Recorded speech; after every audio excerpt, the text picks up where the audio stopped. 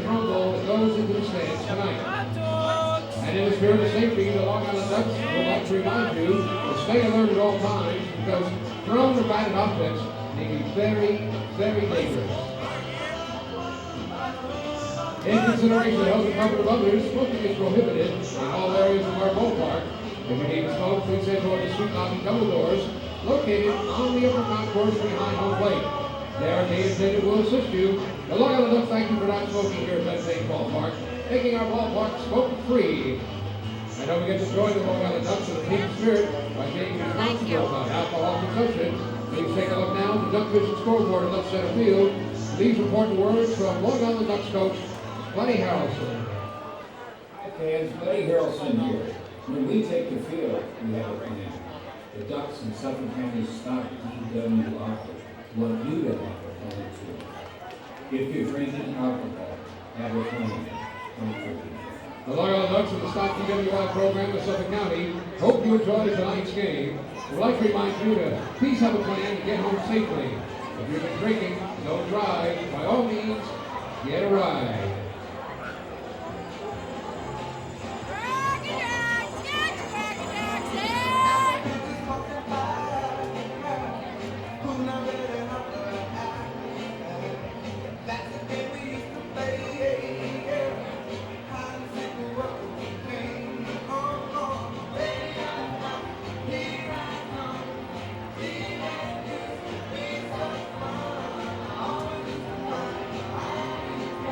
Fans of Leah Software proud to present your 2015 Long Island Ducks Ground Crew, keeping the field here at Medford Ballpark the best in the Atlantic League. As the Leah Software, serving Long Island for over 70 years.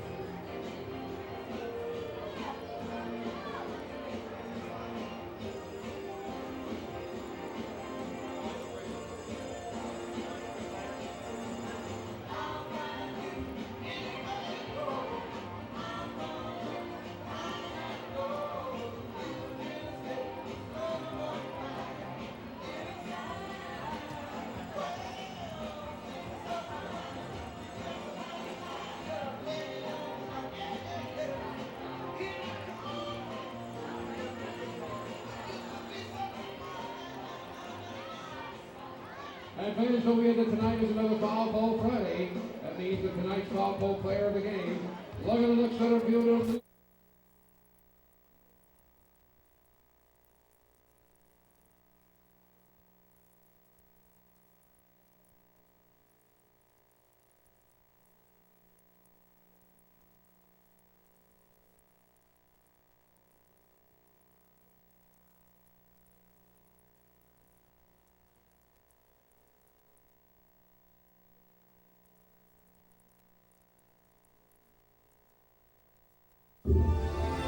This is Long Island Ducks baseball.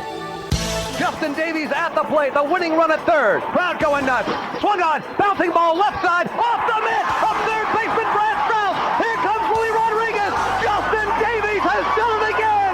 The Ducks are one quack away from the championship. Jason Johnson makes the catch. He makes the catch, and the Long Island Ducks have swept the Camden River Sharks.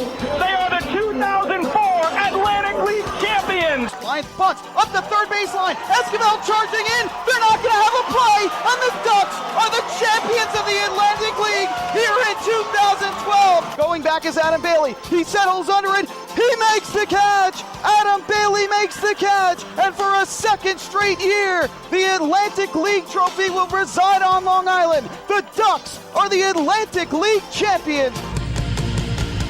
And now it's time for the Long Island Ducks North Shore LIJ Southside Hospital pregame show. We are live here at Bethpage Ballpark in Central Islip, New York. It is time once again for Long Island Ducks baseball. And tonight, for the very first time in 2015, a pair of Liberty Division foes meet here at Bethpage Ballpark. It's the Long Island Ducks and the Somerset Patriots in a rematch of the 2013 Atlantic League Championship Series. Well, good evening, everybody. My name is Michael Pollack. I'll be bringing you the play-by-play for all of tonight's action. The first meeting of the year between these two teams that's taking place here at Bethpage Ballpark, and it comes in the final 3 games of the first half of the season. A very interesting turn of events the way the schedule played out here in the Atlantic League this year. But these two teams have only met 4 times this season, and they have been, record-wise, the top 2 teams in the Atlantic League. The Somerset Patriots entering tonight with a record of 49-18 on the season. The 49 wins, the most in any half by any team in Atlantic League history. The Ducks 4.5 games behind them at 44-22. Unfortunately for the Ducks, with Somerset's victory last night in Camden against the River Sharks, it wrapped up the first half Liberty Division title. And so no matter what the Ducks do in the 3-game series here and the 1 game that is still to be continued, the suspended game in Lancaster, the Somerset Patriots will have won the first half Liberty Division title, and so they have guaranteed themselves a spot in the postseason for 2015. And the first 2 postseason spots have been wrapped up in the league, and it'll be the Somerset Patriots of the Liberty Division and the Southern Maryland Blue Crabs in the Freedom Division. The other 2 playoff spots will be determined in the second half, whether they are 2 separate new division champions or whether it is a division champion in a wild card spot or 2 wild card spots. That is to be determined, but the Ducks, despite the fact that they miss out on the first half title and a guaranteed playoff berth, have played absolutely fantastic baseball this year. They are 44-22, as we mentioned, including an incredible 26-6 at home. That is the best home record in the Atlantic League this year. And the Ducks really could not do any more in the first half than they did to try and put themselves in a position to win a first half title. They have been fantastic this year. They've had 2 separate 10-game winning streaks. They've won 17 games in a row here at Bethpage Ballpark. Unfortunately, as much as they won, the Patriots won as well, and Somerset has guaranteed themselves a spot in the playoffs. But these 2 teams will meet for the first time this year. Bragging rights always a big factor between the 2. It's been a little bit of a rivalry that's developed over the course of the years. The Ducks and the Bluefish still have their crosstown rivalry, but the Ducks and the Patriots, after the 2013 Atlantic League Championship Series and the Patriots flipping over here to the Liberty Division, this has developed into an exciting rivalry. And here on July 4th weekend, with big crowds expected, definitely tonight and definitely tomorrow, this should certainly provide for some exciting baseball. There was certainly exciting baseball here last night when the Ducks finished off a 4-game sweep of the Lancaster Barnstormers, coming from 3 runs down in the 9th inning to defeat the Stormers 7-6. We'll have the highlights and full recap from that game after this here on the North Shore LIJ Southside Hospital pregame show. Hey fans, this is Kevin Baez, manager of the Long Island Ducks, and you're listening to Ducks Baseball on Long Island's home for news, traffic, and weather. 103.9 LI News Radio. North Shore LIJ Southside Hospital in Bayshore is the healthcare heart of our community. We provide outstanding health care right here at home with centers of excellence in cardiology, orthopedics, neurosciences, women's health services, and much more. Experience counts, and North Shore LIJ Southside Hospital has been around for nearly a century of care. For more information, please call 631-968-3000 or visit us on the web at www.nslij.com.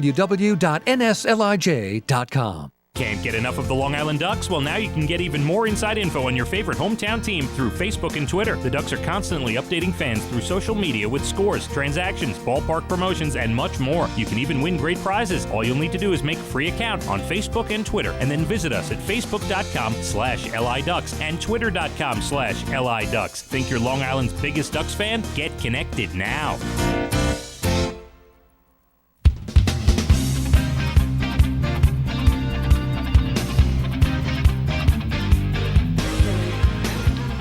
Back here at Bethpage Ballpark, where the Long Island Ducks are getting set to take on the Somerset Patriots in the opening game of a 3-game series to wrap up the first half of the 2015 season before all 8 Atlantic League teams enjoy the All-Star Game festivities and the All-Star break this Monday through Thursday. What a game we had here last night at Bethpage Ballpark, the finale of a 4-game series between the Ducks and the Lancaster Barnstormers. The Ducks looking for their 17th straight home win and trying to complete a 4-game sweep of Lancaster, and they were able to do it thanks to a huge rally, and it was the offense who had to do it after the pitching gave the Ducks an early hole. We recap yesterday's game. It was Andrew Barbosa taking the mound, trying to bounce back from a tough start in Sugar Land, and he got off to a tough start again yesterday. In the first inning, gave up a leadoff single to Jerry Owens, and 2 batters later, a 2-run home run right by Kevin Rivers that put Lancaster on top by a count of 2-0. In the second inning, he would allow another run on back-to-back triples with 2 outs by Jake Lucci and Anderson Feliz, and in the third inning, the lead was stretched to 4-0 when Bryant Nelson and Kevin Rivers delivered back-to-back singles to open the inning, and with Nelson at third, he would score on a double play ball hit by Mike McDade. So it was 4-0 Barnstormers after 2.5 innings of play, and then the Ducks started to make a comeback. In the bottom half of the third inning, Brian Sabatella singled to right with 1 out, stole second, and then with 2 outs, Lou Ford ripped a double down the right field line to score Sabatella and make it a 4-1 game. And then an inning later against Shunsuke Watanabe, who was the starter for the Stormers last night, the Ducks put together a 2-out rally. Jose Morales was hit by a pitch. Prentice Redmond then drew a walk. And with 2 on and 2 out, Blake Davis lined a 2-run triple into the right center field gap that scored both Morales and Redmond and made it a 4-3 ball game. So the Ducks had gotten to within 1, then both sides settled down, scoreless innings in the 5th, 6th, and 7th.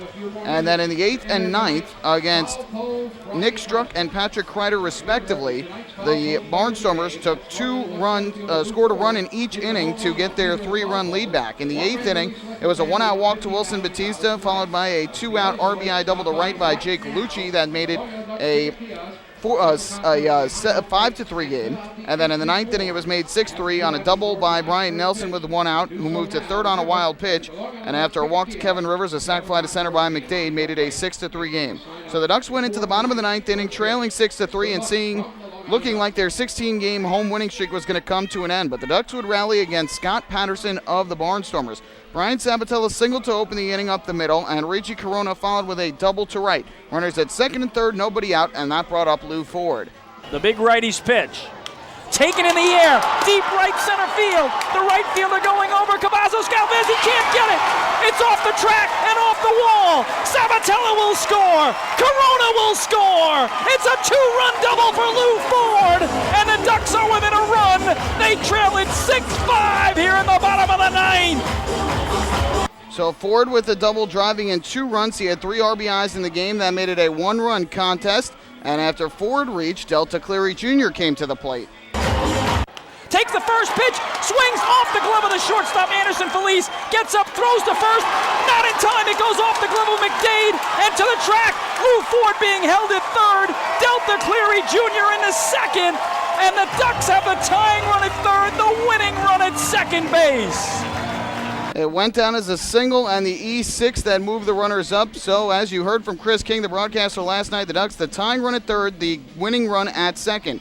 But Patterson settled down. He struck out John Griffin, and after an intentional walk to Cody Puckett that loaded the bases, he struck out Mike Blank. So the Ducks with the bases loaded, 2 out. Prentice Redmond came to the plate. It looked like the game was going to be over, but the Ducks got a little luck on their side. Here's the pitch. Popped up on the infield. The catcher, Juan Apodaca, making the call, and he drops it! He dropped the ball!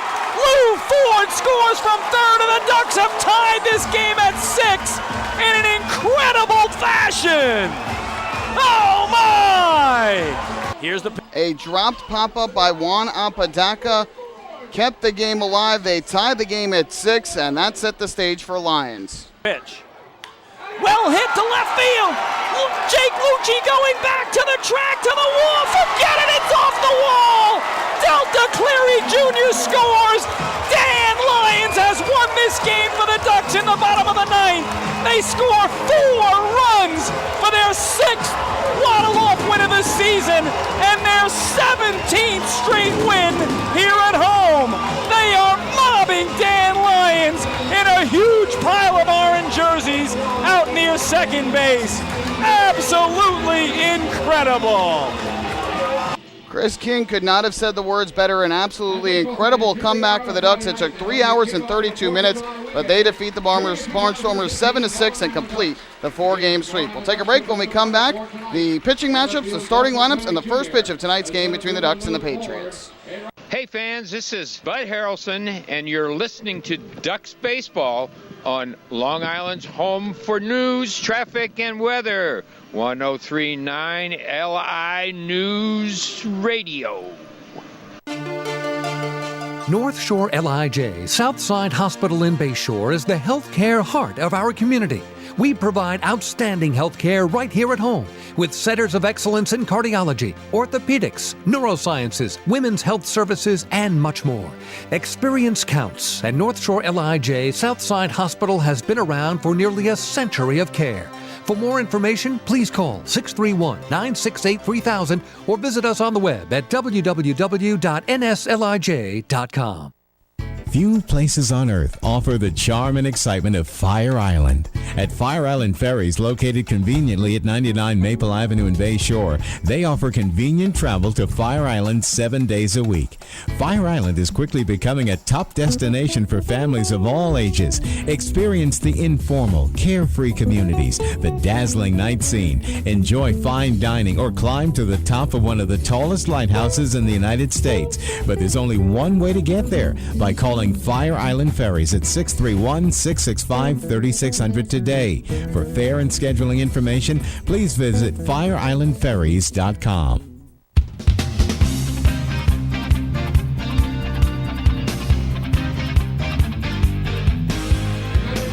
Back here at Bethpage Ballpark, the Long Island Ducks and the Somerset Patriots getting ready to play game 1 of 3 in this 3-game set.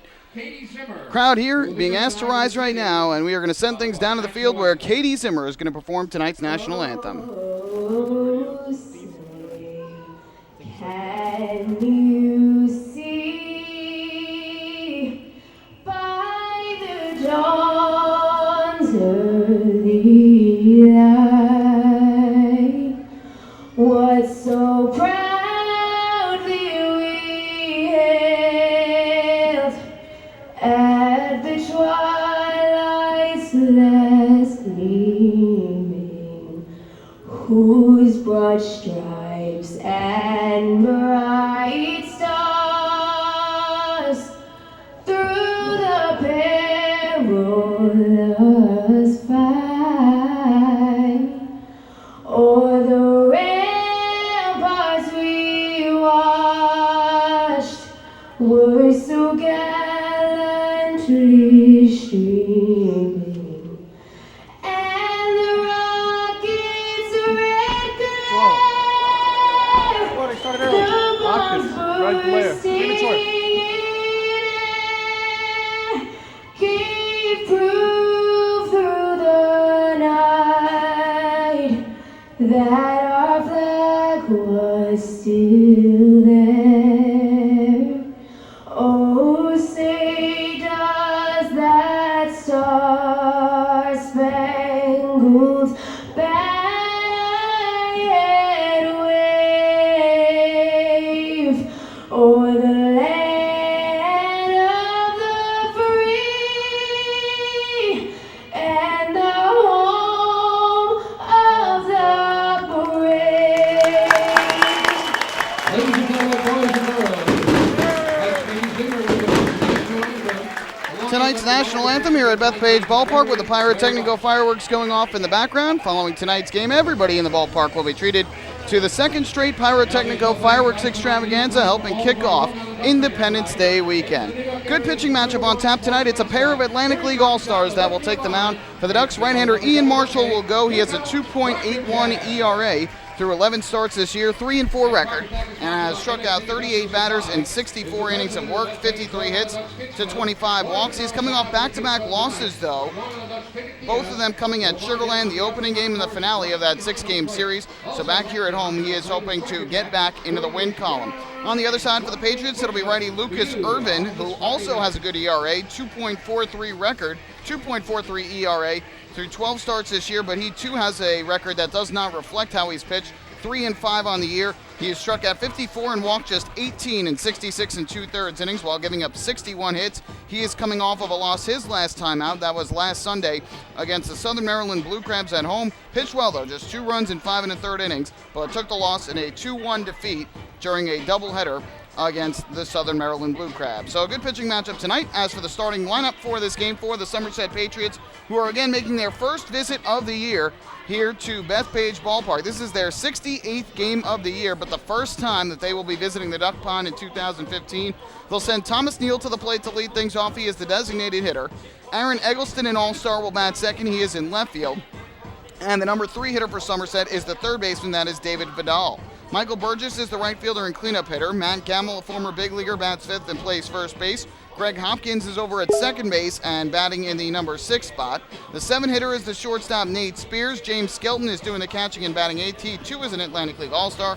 And rounding out the order, making his first professional start, is the center fielder, and that is Vinny Zorillo. As for Kevin Byes' Long Island Ducks, it'll be Brian Sabatello leading things off in right field. Delta Cleary Jr. bats second and plays left. Lou Ford in center field hits third, and the cleanup hitter is the DH, Randy Ruiz. John Griffin at first base bats fifth. Reggie Corona, the second baseman, hitting in the 6th spot. Mike Blank does the catching and hits 7th. Batting 8th, playing third base tonight is Blake Davis as Cody Puckett gets the night off. And rounding out the order for the Ducks is the shortstop, Dan Lyons.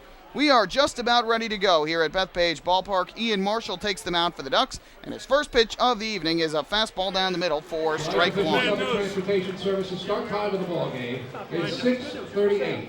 6:38, the time of the first pitch for tonight's game here at Bethpage Ballpark in the 0-1. Misses low and inside, even the count. Transportation Services temperature of tonight's game is 75 degrees. 75 degrees, clear skies overhead, just some high, thin clouds. A beautiful evening for baseball. The 1-1, Thomas Neal swings. It's a little tapper up the third baseline, foul. And Marshall now ahead, a ball and 2 strikes. The lights are on here at Bethpage Ballpark. Not much of a wind to speak of. Ever so gently blowing towards left field, but not really much to speak of at all. Now it'll be a 1-ball, 2-strike pitch from Ian Marshall. He kicks, he fires, and Neal swings, fouls it right back to the screen. Fastball that came up in the zone. The count stays at 1-2 on Neal, who is hitting .280 on the season for the Patriots, 4 home runs and 36 runs batted in. From the wind, the 1-2 offering again is a breaking ball lined towards the middle and in a center field, a base hit. So Thomas Neal picks up the first hit of the night for Somerset, and they are on at first to begin things against Ian Marshall. This is a Somerset team that for the majority of the first half really did not hit the ball overly well. They were living and dying on their pitching, and really for the most part just living, because they have won a league record 49 games already this season. That is the most in a single half by any team in league history. And they're looking for number 50 tonight and trying to end this Ducks 17-game home winning streak. Here's Aaron Eggleston, and the first pitch misses low and outside for ball 1. Eggleston, an Atlantic League All-Star this year, hitting .311. He has 1 home run, 16 runs batted in. Also leads the Atlantic League in on-base percentage at .429. The 1-0. Fastball just missed the outside corner. Good pitch from Marshall, but did not get the call in the corner from the home plate umpire tonight, who is Richard Katz. Marshall wants to do baseball, so we'll toss it away to the first base dugout and get a fresh baseball from Katz. Over at first base tonight on the umpire and crew, Matt Chris, and Derek Moshe is around at third. 2-0 on the way. Marshall set at the belt, kicks and fires, and there's a strike to Eggleston. Again, outside corner, the count 2-1. The Patriots have been hitting the ball a little bit better of late. They are now tied for second in the league behind the Ducks with a .262 batting average. Ducks are at .285 to lead the league. Here's the 2-1. Breaking ball, that is in at the knees for a strike, and that'll leave the count at 2-2. These two teams are the top 2 in the league in batting, pitching, and fielding. The Ducks lead the league in batting and fielding. Patriots lead the league in pitching and are tied with the Ducks for the league lead in fielding percentage. And now the 2-2. Breaking ball lined over short and into left field, a base hit for Eggleston. So a good start for Somerset against Ian Marshall. A single to the center, a single to left, both with 2 strikes against Marshall. And the Patriots with 2 on, nobody out for the third baseman, David Vidal. Position for the Patriots, the third baseman, number 8, David Vidal. number 8. Patriots pitching has been the story of their first half Liberty Division title. 2.33 ERA through 67 games this year. That is nearly a run better than any other team in the league. The Ducks are second at 3.13. First pitch is up and inside for ball 1 to Vidal. Both teams have a .980 fielding percentage on the year. The Ducks have committed a league low 49 errors, the Patriots 50. So it has been a good battle between these two teams right down to the wire, and Somerset not clinching until last night. The 1-0 popped up foul behind the plate. That'll go upstairs, and the count even at 1-1. Vidal on the year hitting .286, 2 home runs, 22 runs batted in. Somerset with runners at first and second, nobody out here in the top of the first inning.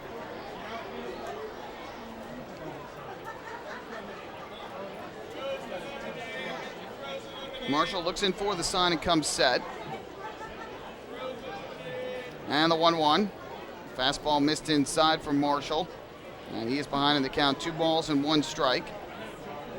Ducks are in the home white jerseys tonight with the orange Ducks logo on the front and the green number on the front and the back. The Patriots in their alternate navy blue jerseys with the Patriots logo on the front and the red number on the back. Gray pants.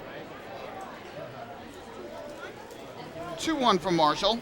Fastball missed inside again from the right-hander, who is now behind 3-1 and in danger of walking Vidal to load the bases for the right fielder Michael Burgess. Not the start that Ian Marshall has wanted after losing each of his last 2 outings. He's not won since June 6th at Camden. He's gone almost a month without a victory. 3-1. And that fastball catches a piece of the outside corner. Vidal thought he had ball 4, but just got a piece of it, and the count full at 3-2.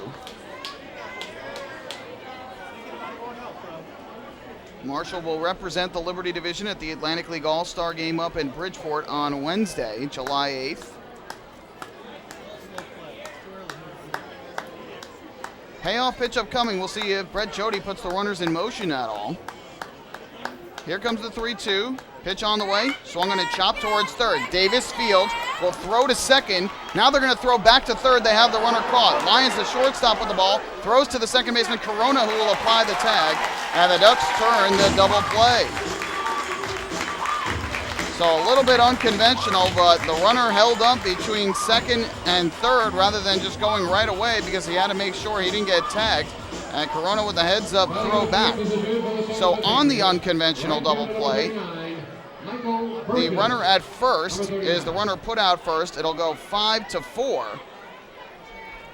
Now check that, it'll go 5-6 on that put out. And then it was the runner at second put out 5-6, 5-4. Line drive into right center field, though, here for Burgess. That is going to drop in for a base hit. It goes towards the wall. Ford will field and fire it back in. Being waved around third, Vidal. He's going to try to score, and he will score without a throw. It's a 2-out RBI double for Michael Burgess, and the Patriots strike first as they lead it 1-0.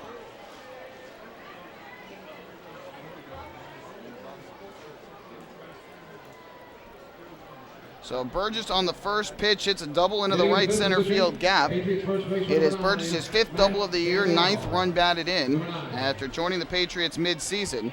So after getting the clutch double play, Marshall allows the RBI double. And now a runner at second. 2 out, here's Matt Gamble, and the big breaking ball misses outside for ball 1. For Vidal, his 28th run of the year. Now it'll be a 1-0 for Marshall. He looks back towards Burgess at second. Kick in the pitch. Line drive in the air to center. On the run is Lou Ford racing in. He won't get it. This is going to drop in for a base hit. Around third and in to score is Burgess. An RBI single for Matt Gamble. And it's the Patriots in front 2-0. So some 2-out trouble for Ian Marshall after getting the momentum from the double play. He's been unable to convert it into outs as Gamble picks up his 16th run batted in of the year. Burgess scores his 9th run. And it is now a 2-0 game. in favor of Somerset.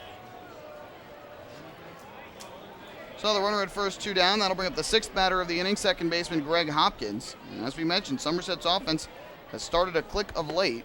The first pitch fastball is in for a called strike to count 0-1.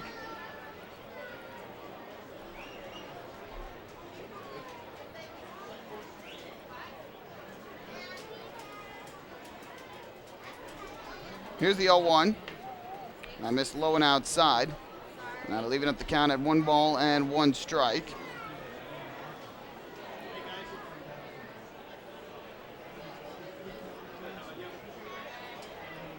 So Somerset with 2 runs here in the opening inning have opened up a 2-0 lead against the Ducks, who fell behind 2-0 last night as well. 1-1 to Hopkins, misses low and inside.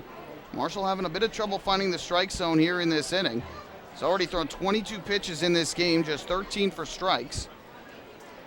And has allowed 4 hits in the frame. 2-1 from Marshall. Swing and a miss. Good curveball there, diving down and away to Hopkins. He is hitting .272, 6 home runs, 25 driven in. And Marshall now 1 strike away from getting out of trouble. The first 2 batters that got hits picked them up with 2 strikes. The last 2 that had hits on the first pitch and a 1-0 pitch, respectively.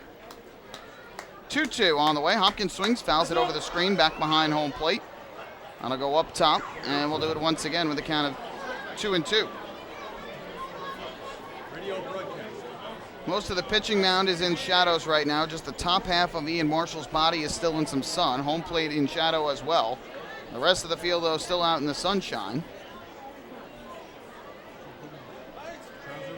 2-2 pitch from Marshall on the way. Kicks and fires, and the breaking ball is in there for a called strike 3. That will end the inning. Marshall throws 25 pitches in the first inning and gives up 2 runs on 4 hits. No errors. They leave a runner on base, and after a half inning, it is the Patriots leading the Ducks by a count of 2-0. Hey fans, this is outfielder and hitting coach Lou Ford, and you're listening to Ducks Baseball on Long Island's home for news, traffic, and weather, 103.9 LI News Radio. Beautify your patio, walkway, driveway, or pool surround with Nicoloc paving stones and walls. Nicoloc's specially formulated Paver Shield offers extra surface wear protection and color enhancement throughout the thickness of the paver. Paver Shield guarantees that your pavers will look great for years to come. Bring home the elegance with Nicoloc. Visit the Nicoloc Design Center, Sunrise Highway, Lindenhurst, or Nicoloc.com. Let Nicoloc paver, pavers, pave your way.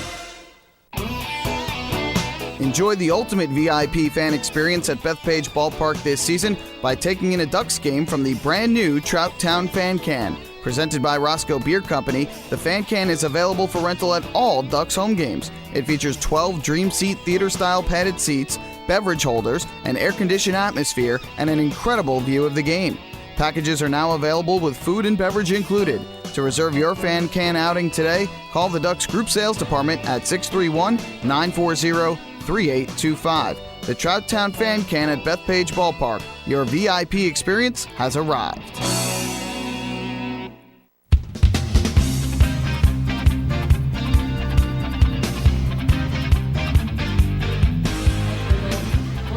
Well, we move to the bottom of the first inning. The Ducks in an early hole for the second straight night as they have fallen behind 2-0 on a pair of 2-out RBI hits by Somerset.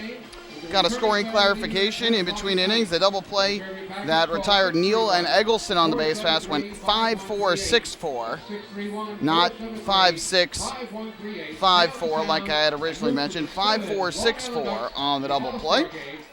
Either way, we'll see what the Ducks offense can do in their first at-bat against Lucas Irvin tonight. It'll actually be their first at-bat against him all year. These two teams, again, only met 4 times before tonight, and that came back in the series at the end of May 27th to 30th, when the Ducks and Patriots split a 4-game set. The Ducks won the opener and the finale, with the Patriots winning the middle 2, both in shutout fashion. Here's Brian Sabatello to lead off, and the first pitch is a fastball strike. The count 0-1. And that series was the last series the Ducks had not won until they lost 5 of 6 down in Sugar Land, Texas. The 0-1 That's up and away for a ball. The count even up at 1-1. In fact, that series that the Ducks lost in Texas is still the only series loss for the Ducks since way back in the middle of May. And that was here to Bridgeport. The 1-1. Fastball on the outside corner for strike 2 to Sabatella. Sabatella will represent the Ducks in the Liberty Division at the Atlantic League All-Star Game. He's hitting .305 on the year with a home run and 28 runs batted in. League best 50 runs scored. And the 1-2 swung on and fouled back to the screen behind home plate. A good cut. But the count will remain 1-2. Sabatella will be followed by Delta Cleary Jr. and Lou Ford. 1 ball, 2 strike offering on the way. Sabatella swings, lifts this one down the right field line, slicing foul and out of play. Another pass capacity crowd here at Bethpage Ballpark tonight. The game has just begun, but the seating bowl is almost completely full already. Last night, a season high 7,087 here at Bethpage Ballpark. Number tonight will probably be close to that, if not more. The 1-2, fastball low and outside. Good eye from Sabatella, leaving the count at 2 balls and 2 strikes. Irvin, as we mentioned, 3-5 record with a 2.43 ERA through 12 starts this year. He is an Atlantic League All-Star as well. 2-2, swing and a miss, strike 3. Blew the fastball by Sabatella. First strikeout of the night for Irvin, and that is out number 1. Irvin currently ranks 4th in the Atlantic League in the ERA department. We talked earlier, Ducks have 4 players entering tonight that are the top 4 in the league in batting. Luke Ford at .352, Delta Cleary Jr. at .329, Dan Lyons at .318, and Reggie Corona at .317. The Patriots have 3 of the top 4 pitchers in the league in terms of ERA, as the first pitch to Delta Cleary Jr. lined off the glove of a diving second baseman. Hopkins recovers, throws to first in time for the out. Nice play by Hopkins to knock the ball down, recover, and get the out at first to retire Cleary Jr. And that's the second out. Right now, as of the league standings of today, still qualifying for the league leading ERA is Mickey Janus of the Ducks, who is at 1.18. However, he was signed earlier this week by the New York Mets organization. So the next 3 pitchers are the 3 active leaders in ERA in the league, and that is Sean Bierman, who will start here on Sunday. He has a 1.55 ERA and a 7-1 record. Randy Boone, tomorrow night starter, who is 4-1 at 2.26. And Irvin, tonight's starter, Lucas Irvin at 3-5, 2.43. First pitch to Lou Ford in for a called strike, the count 0-1. So Somerset will throw 3 of their toughest pitchers at the Ducks here in this series. And the 0-1. There's a fastball on the outside corner again, another called strike, and it's 0-2 on Ford. The league leader in almost every offensive category. He leads the league at batting average with .352, RBIs with 55. He has also hit 6 home runs. And the 0-2 is low. That'll run the count to 1-2. Leads several other categories. We'll go through them during the game. And he, of course, will represent the league at the All-Star Game on Wednesday, making a good case for being Atlantic League Player of the Year for his 2nd straight season. 1-2, lifted foul, first base side, out of play. Irvin coming off of a loss his last time out. That was on Sunday against the Blue Crabs in a 2-1 defeat, one of 2 games in a doubleheader that day. Allowed just 2 runs, though, on 5 hits in 5 1/3 innings, walked 3 and struck out 3. Struck out a season-high 9 his previous start before that, as Ford takes the 1-2 low to even the count at 2 balls and 2 strikes. Irvin's got good stuff. Throws the ball hard, does not walk many, just 18 walks in 66 2/3 this year. And the 2-2 pitch is swung on and lined over second in a right center field, a base hit. Over to cut it off, Vinny Zarillo, the center fielder, knocked it down. Ford going for second base, and he slides in safely with a double. Good base running by Lou Ford. He didn't stop the whole way through. Kept chugging as Vinny Zarillo, who is making his first professional start, went over to try and stop it. Went into the slide, knocked it down, and Ford immediately went to second base. That's his league-leading 25th double of the year. So the Ducks have a base runner with 2 out, and that will bring up Randy Ruiz to the plate, the cleanup hitter, and DH for the Ducks. Ford takes his lead at second. And the first pitch on the way, swung and grounded to the left side, backhanded by the shortstop Spears, and his throw to first is in time for the out. So on one pitch, Ruiz is retired, and that'll end the inning. For the Ducks, no runs on one hit, no errors, and they leave a runner on base. And after one inning of play, it is the Patriots 2 and the Ducks nothing. Hey fans, this is right-handed pitcher John Brownell, and you're listening to Ducks Baseball on Long Island's home for news, traffic, and weather, 1039 LI News Radio. Thinking about buying or refinancing a home? Start by attending a free MCU home buying seminar. Then speak with one of our loan specialists who will guide you through the loan process. With an affordable mortgage from Municipal Credit Union, Home Sweet Home will be a little sweeter. Call 212-238-3521 or visit nymcu.org to apply for your mortgage today. Municipal Credit Union. Strong, trusted, growing. Municipal Credit Union is an equal housing opportunity lender. M&V Limousines is the official bus company of the Long Island Ducks. Family owned and operated, they've been in the business for over 23 years. M&V Limousines offers coach buses with Wi-Fi and restrooms, party buses, exotic limousines, and so much more. Whether you're looking for transportation for weddings, proms, corporate outings, or long-distance trips, they've got the right vehicle for you. Visit their showroom in Comac or check them out online at mvlimo.com. M&V Limousines, the official bus company of the Long Island Ducks.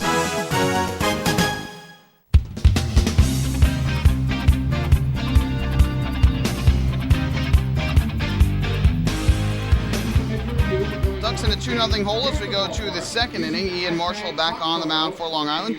The Ducks and Municipal Credit Union have teamed up again this season to present the Walk with a Purpose promotion. Every time a Long Island Ducks player walks, Municipal Credit Union will make a donation to the Quacker Jack Foundation. Municipal Credit Union serving members since 1916. Michael Pollack here with you, bringing you all the action on a lovely evening here in Central Islip, New York. Game number 5 of the homestand. The Ducks a perfect 4-0 to start, and they are 17-0 in their last 17 home games. Just incredible. As Nate Spears takes the first pitch on the outside corner for strike one from Ian Marshall. When you go through home streaks like this, you really have to appreciate it. Now talk about a home field advantage. The 0-1 is a breaking ball popped up on the left side of the infield, foul territory. Blake Davis onto the warning track in front of the Patriots dugout will make the catch. So Spears retired on the foul pump to third, one away. Ducks had never won more than 12 straight at home in the first 15 years of their existence here on Long Island. But here in year 16, they have won 17 in a row entering tonight. And they have a league best 26-6 record at Bethpage Ballpark. That is an .813 winning percentage. So 26 wins before the halfway mark of the season. The most wins they have ever had at home in franchise history was 51. First pitch fastball is in for a called strike. The count 0-1. James Skelton, the batter, catcher, batting from the left side. He is an Atlantic League All-Star this year. And the 0-1 is in for a strike. Good breaking ball from Ian Marshall. The count goes to 0-2. Skelton hitting .264. He's driven in 15. The 0-2 pitch. Fastball missed up high from Marshall. And the count now 1-2.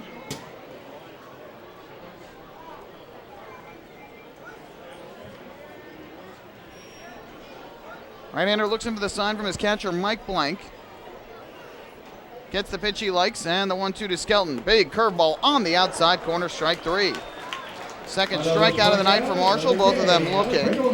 And that is the second out here in the second inning. Well, the last time Marshall took the mound was back on Sunday, and for him it was a little bit of one good inning, one bad inning. In the first inning and the third inning and the fifth inning, he retired the side in order 1-2-3. But in the second inning, he gave up a run on 2 hits, and in the fourth inning, gave up 2 runs on 3 hits. Bucked the trend in the sixth inning when he retired the side in order. Got 2 strikeouts in the 7th before giving up a home run and a walk, and that was when he was lifted from the game. Trying to develop a little consistency. First pitch to Vinny Zerillo is taken down low for ball 1. Zerillo, the 9-hitter and center fielder, and making his first professional start, has just 1 at-bat so far for the Patriots. Was signed out of Rutgers University, where he played earlier this spring. 1-0. Ground ball towards second. Reggie Corona is there, and his throw to first in time for the out. Good hustle up the first base line. but Cirillo retired, and that will end the inning. So a good bounce-back inning for Ian Marshall. He retires the Patriots 1-2-3. We go to the bottom half of the second. It is Somerset 2 and Long Island nothing. Hey fans, this is shortstop Dan Lyons, and you're listening to Ducks Baseball on Long Island's home for news, traffic, and weather. 1039 LI News Radio. The results are in. Thousands of PSEG Long Island customers participated in our energy efficiency programs, saving nearly $35 million. Being energy efficient helps our environment too. Together, we've eliminated 21,000 cars worth of emissions in 2014. Thank you, Long Island. We're all making a difference. Discover how we're improving every day to bring you better service at www.pseglyny.com/efficiency. Have your birthday at the ballpark this season and celebrate with the flock. Kona Ice birthday party packages with the Long Island Ducks are now available. Each package includes 10 box seats, a commemorative birthday t-shirt and autographed baseball, a pizza and Kona Ice party in the Hebrew National Picnic area, and so much more. Best of all, the birthday child will stand on the dugout while the entire crowd sings happy birthday. Reserve your party today by calling the group sales department at 631-940-3825. Kona Ice birthday parties with the Long Island Ducks, a once-in-a-lifetime experience.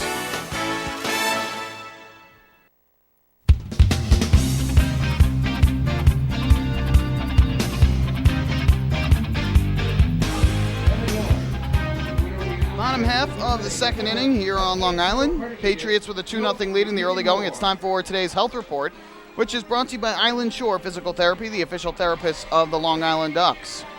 Last night, the Ducks had to add one more name to that health report, and that is catcher Jose Morales. Their starting catcher primarily this year, and he went down with a hamstring injury in yesterday's game when he tried to steal second base. And back in yesterday's game, Morales had been walked with one out in the sixth inning, and with Prentice Redmond at the plate, tried to steal second, was caught a bit too early, and as he got near second, fell down in a heap and immediately had to come out of the game. Couldn't put any weight on that right leg as he was taken off.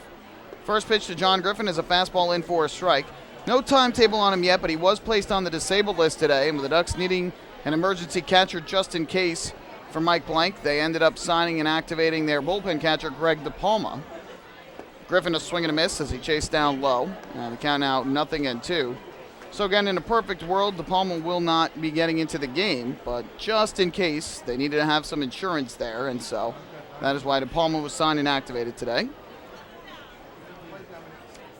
Now the 0-2 from Irvin, and Griffin takes a fastball on the outside corner, a called strike three. He did not like the call. Thought it was too far outside. Second strikeout for Irvin, and now Griffin in a heated discussion here with Richard Katz, the home plate umpire. Griffin will now head back to the first base dugout. Kevin Baez has now come down from third base to have a quick conversation with Richard Katz, and Katz putting his left hand up, telling him to head back to third base and stop the conversation. So the Ducks heated here in the early going, as Griffin is the second strikeout for Irvin. And the Ducks not happy with the strike zone of home plate umpire Richard Katz tonight. So one out, base is empty. Here is Regi Corona, the second baseman.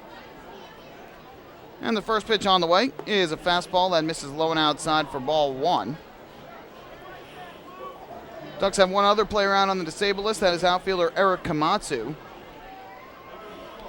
He is dealing with the elbow injury. 1-0, and that's line to the right side. Diving stop again by Hopkins, and the throw to first off target, and it pulls the first baseman off the bag. But it's going to be an infield single for Regi Corona. The Ducks have a runner at first base. That is a very tough play for Hopkins. Corona runs well and trying to hustle and beat the play at first. And had Hopkins made an accurate throw, might have gotten him, but that is not a routine play. You have to give credit where credit is due, and Corona hit that ball like a bullet towards the right side of the infield. Hopkins made a great play on it, but again, not an easy play to make that one and have to throw from the turf to get him out. The throw was a bit low, and the first baseman, Matt Gamble, couldn't handle it. So 1 on, 1 out. Second hit of the game for the Ducks. And here is the catcher, Mike Blank. First pitch is a fastball in at the knees for a called strike to count 0-1. Blank at .304 on the year. 2 homers and 15 runs batted in for the Ducks.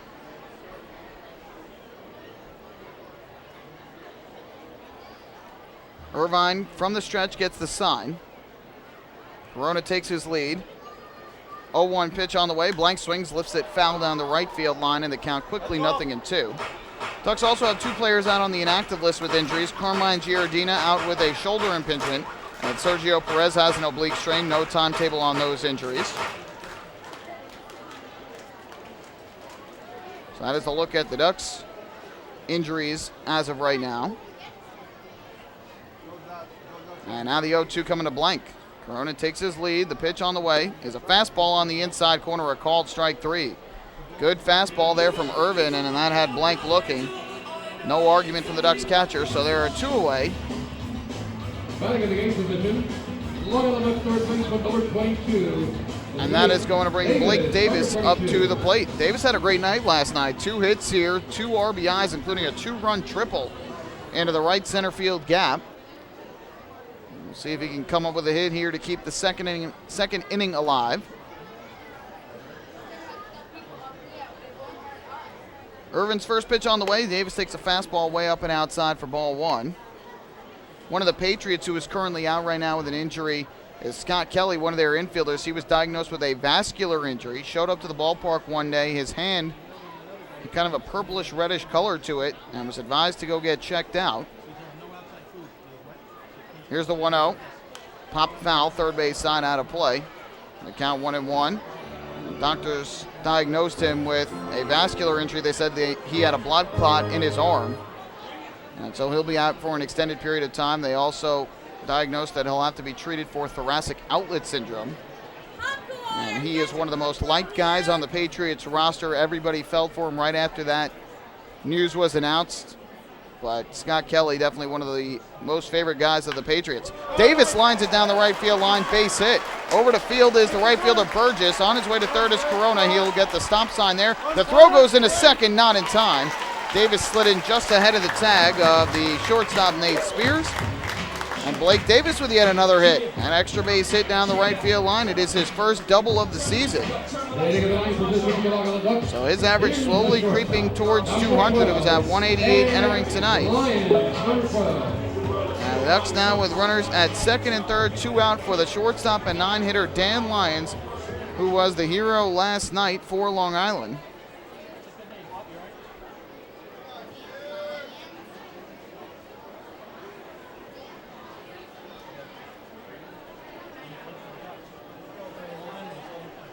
First pitch upcoming here to Lyons.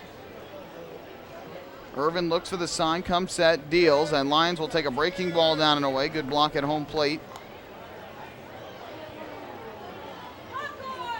And so the count goes to 1-0 on Lyons, who last night ended the game in the bottom half of the 9th inning with 2 outs and the bases loaded, drove a single to the wall in left field that scored the game-winning run. 1-0. I'll take a breaking ball that just caught a piece of the outside corner for strike 1, even the count. Lyons entering at .318 on the year, 4 homers, 34 runs batted in, primarily batting in the 9th spot of the order. And he has had a stellar season for the Ducks, and this is his 5th season on Long Island. Runners lead from second and third, the 1-1 pitch from Irvin. That's low in the dirt, scooted away to the third base side, but a good job by Skelton to block it, keep it fairly close. It only got to the fungo circle on the third base side. Not far away enough for Richie Corona to try and score. And the count 2-1.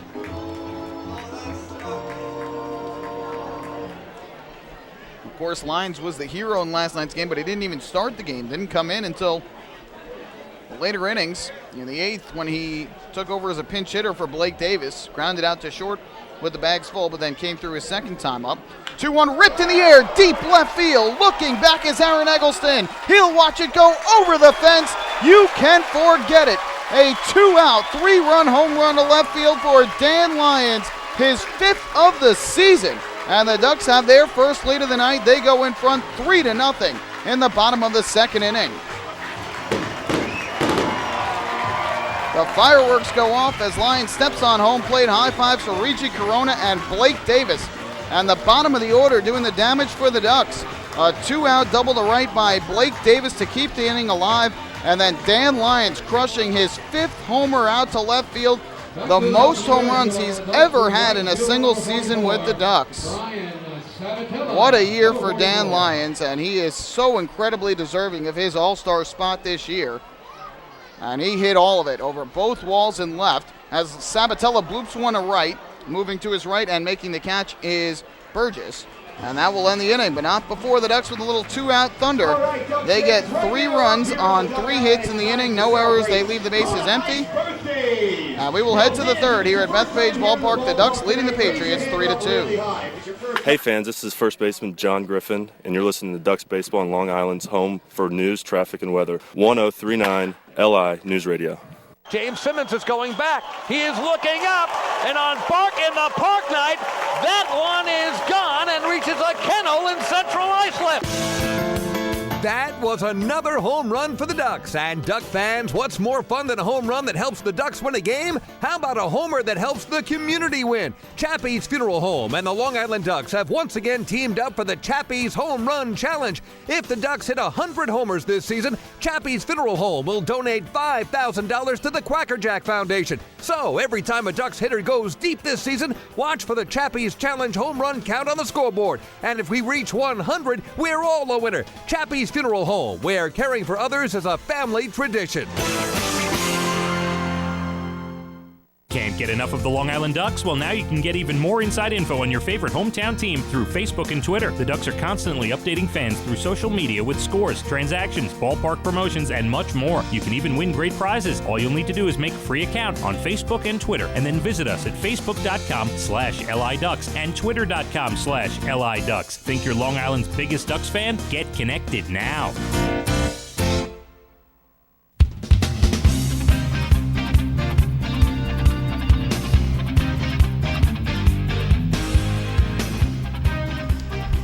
Well, Ducks fans, Dan Lyons' solo home run, 3-run home run, with 2 outs at the bottom of the second. The 34th home run of the year for the Long Island Ducks. If they hit 100 home runs, they will end up meeting the Chappie's Home Run Challenge at Chappie's Funeral Homes. Will donate $5,000 to the Quacker Jack Foundation. Chappie's Funeral Homes, where caring for others is our family tradition. And that 3-run home run gave the Ducks a 3-2 lead. That's where we sit as we go to the third. And the first pitch taken for a strike. On the count 0-1, it is the leadoff hitter Thomas Neal, and he'll take a breaking ball this time that just missed, and leaving the count at 1-1. So the Patriots with 2 in the first, the Ducks answer back with 3 in the second, all scoring with 2 outs. And here a pop-up down the right field line, foul and out of play. It's now 1-2 on Neal, who singled to center his first time up.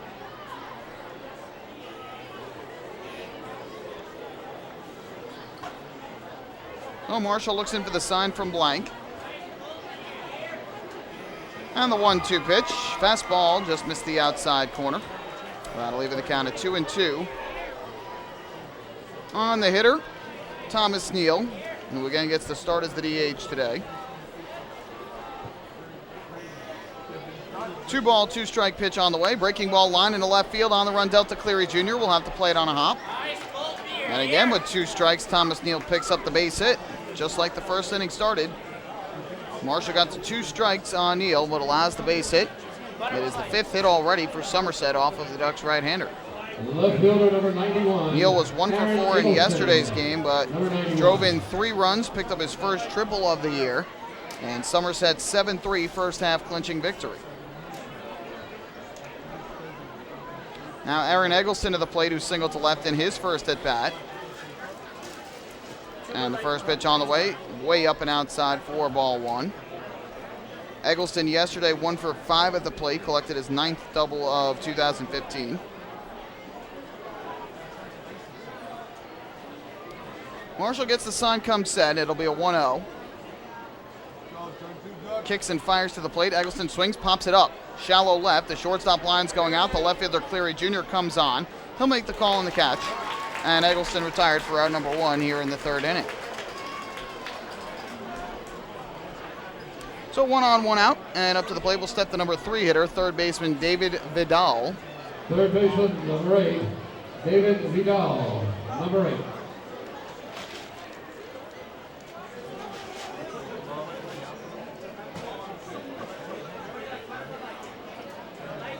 So here is Vidal to the plate. He hit into the unconventional 5-4-6-4 double play his first time up. First pitch, he swings, rips one third base line, but foul. Just missed an extra base hit, the count 0-1. Vidal played first base yesterday. He was 1 for 4 for the Patriots with a run scored. Also drew a walk. Daniel Herrera, the former Duck, started the game for Camden, while Matt Zielinski started for the Patriots. Here comes an 0-1. Low in the dirt, good block by Blank. That'll even up the count at 1 ball and 1 strike on the Patriot third baseman.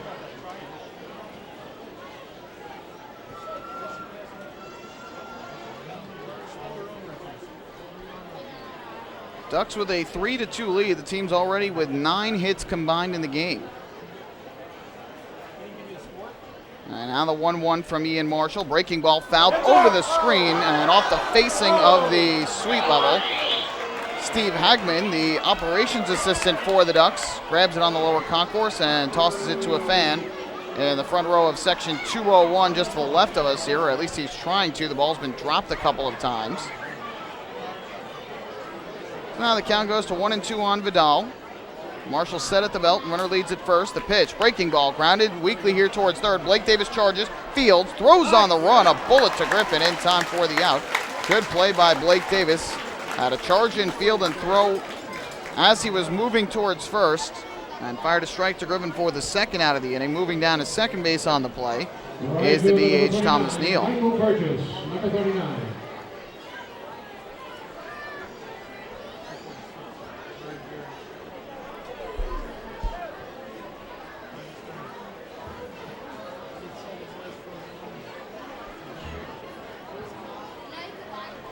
So 2 down, a runner at second base here is Burgess, who hit the first pitch he saw from Marshall in the first for an RBI double. And the first pitch here is a breaking ball that hits the outside corner for strike 1. Burgess was the 9-hitter and right fielder yesterday for Somerset, and he was 2 for 4 at the plate with an RBI and a run scored. So he's now picked up RBIs in back-to-back games. Runner leads at second, the 0-1. Breaking ball on the ground to the right side, off the glove of Griffin in a right field, a base hit. Rounding third, coming home, Neal. The throw to the plate by Sabatella, not in time. Going for second is Burgess, the throw not in time. It's another 2-out RBI hit for Michael Burgess, and the Patriots have answered back to tie the score at 3. So Marshall struggles with 2 outs continuing for Burgess, his second RBI of the game and his 10th of the year. And then he takes second base on the throw home. John Griffin made a good attempt on the diving try, but it went off the end of his glove and went into right field, and that slowed the ball a little bit, and by that point, not likely they would have gotten the runner at the plate, and now a ground ball at the first baseline, foul by Matt Gamble. Sabatella trying to make the throw home. It allowed Burgess to go to second. Now another runner in scoring position. Burgess was at second with 2 out in the first and scored on a base hit to center by Gamble for Gamble's 16th run batted in of the year. Marshall got to be careful here. And the 0-1, Gamble takes a curveball in for a strike. Nice pitch. And the count 0-2. Gamble did not play yesterday for the Patriots in their 7-3 victory. Waiting in the on-deck circle for Somerset is the second baseman, Greg Hopkins. Pitch on the way, swing and a miss for strike 3. Gamble chased the high fastball up and out of the zone. Strikeout number 3 for Ian Marshall, and that will end the inning. But not before the Patriots tie the game. They get a run on 2 hits, no errors, and they leave a runner on base. And we have played 2.5 innings here at Bethpage Ballpark. The Patriots and the Ducks all tied at 3. Hey fans, this is outfielder Brian Sabatella, and you're listening to Ducks Baseball on Long Island's home for news, traffic, and weather, 103.9 LI News Radio. Spring into a new Honda at Huntington Honda and pay $59 a month for a new 2015 Honda Civic LX sedan. $59. So spring into Huntington Honda on Jericho Turnpike just east of Route 110 or HuntingtonHondaCars.com. Huntington Honda, discover the difference. Auto 24-month lease, total due at inception. Civic $31.90 includes bank fee, first month's payment, no security deposit. Taxes, DMV, title fees extra with excellent credit through HFS. Baseball fans, the Long Island Ducks mobile app has officially arrived. Powered by Clear Vision Apps, it's your one-stop shop for all things Ducks baseball. Buy tickets straight from your mobile device. Receive game status updates with push notifications. Check out up-to-the-minute news and scores and interact with the Ducks on social media. Best of all, it's free. Download the Ducks mobile app today by visiting the App Store on your Apple-powered device or Google Play on your Android-powered device. The Long Island Ducks mobile app, with you wherever you flock to.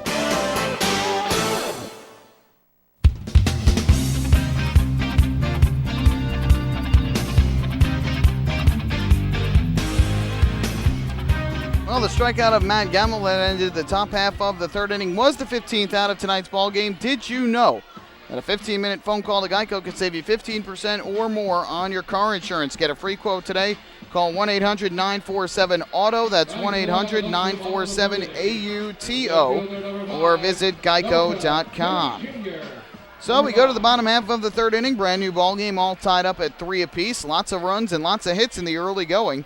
Despite the two teams with the top two pitching staffs in the league, they also have the top two offenses in the league, as the first pitch is taken for a called strike by Cleary Jr., who grounded to second his first time up on a nice diving stop by Greg Hopkins. Now the 0-1. That's low in the dirt, scooped out by the catcher Skelton. And the count now 1 ball and 1 strike. Cleary Jr. in the series against the Lancaster Barnstormers, 4 of 9 at the plate, 1 for 1 with a run scored yesterday after coming in as a pinch runner. And he takes a fastball outside corner for strike 2. Came in as a pinch runner late in the game, ended up scoring. And then in the 9th inning, came up to the plate, delivered a single, and moved to second on an error that set the stage for the late inning heroics. The 1-2. Fastball just missed outside. Irvine tried to hit the same spot. Irvin, excuse me. It looks like Irvine. His name is spelled like Irvine, I-R-V-I-N-E, but it is pronounced Irvin from what we were told before the game by Patriots broadcaster Justin Antwell. Again, this is their first visit here of the season. 2-2. Fastball outside corner, a called strike 3. That time he was able to hit the spot. Cleary Jr. thought it was too far away. Strikeout number 4 for Irvin, and that is the first out here in inning number 3. So now Lucas Irvin is the one who is trying to have a bounce back inning here in the third. He allowed 3 runs on 3 hits in that second inning. The infield single to second, followed by, after a strikeout, a double by Blake Davis, and then the 3-run home run by Dan Lyons. First pitch to Lou Ford. Breaking ball missed low and outside, and the count goes to 1-0. That actually looked like the cutter from Irvin. Ford a double to center his first time up. His league-leading 25th double of the season. 1-0. Ground ball up the middle. Will it sneak through? Hot diving stop by Hopkins. His throw to first not in time. No chance. I don't even know why he threw it, but it's going to be a base hit for Lou Ford.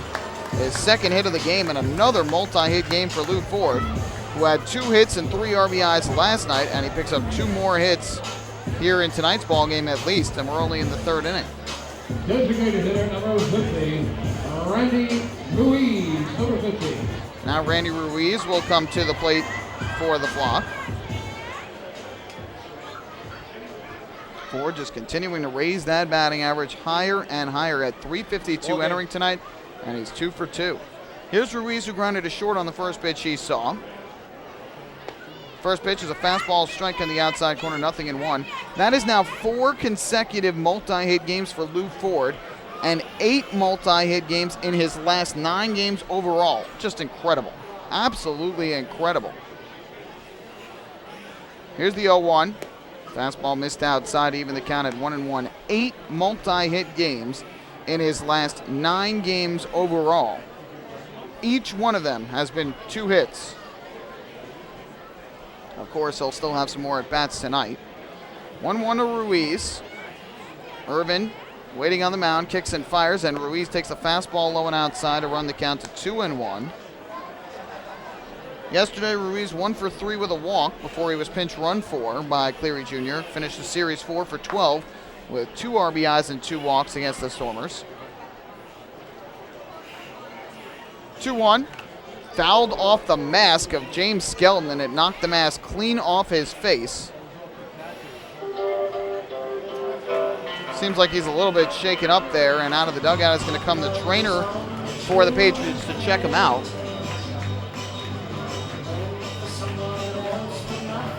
Hope is that he'll be okay, but he seems like he is in a little bit of a stunned state after that foul ball by Ruiz. A hard hit foul ball right off of the mask of James Skelton. Located at 640 Main Street, good golf route 25A in Northport.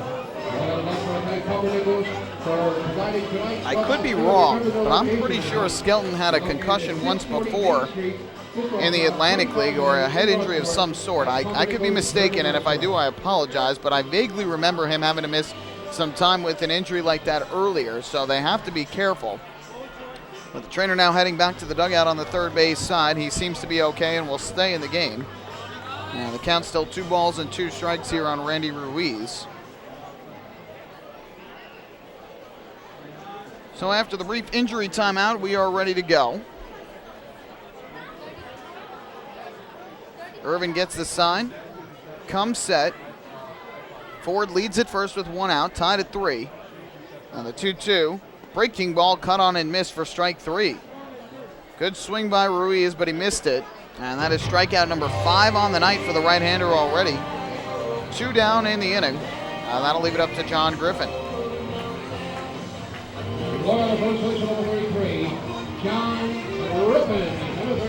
Again, this is the first time the Ducks are facing Lucas Irvin this year. They did not face him in either of the 4 games earlier this season at TD Bank Ballpark in Bridgewater, New Jersey.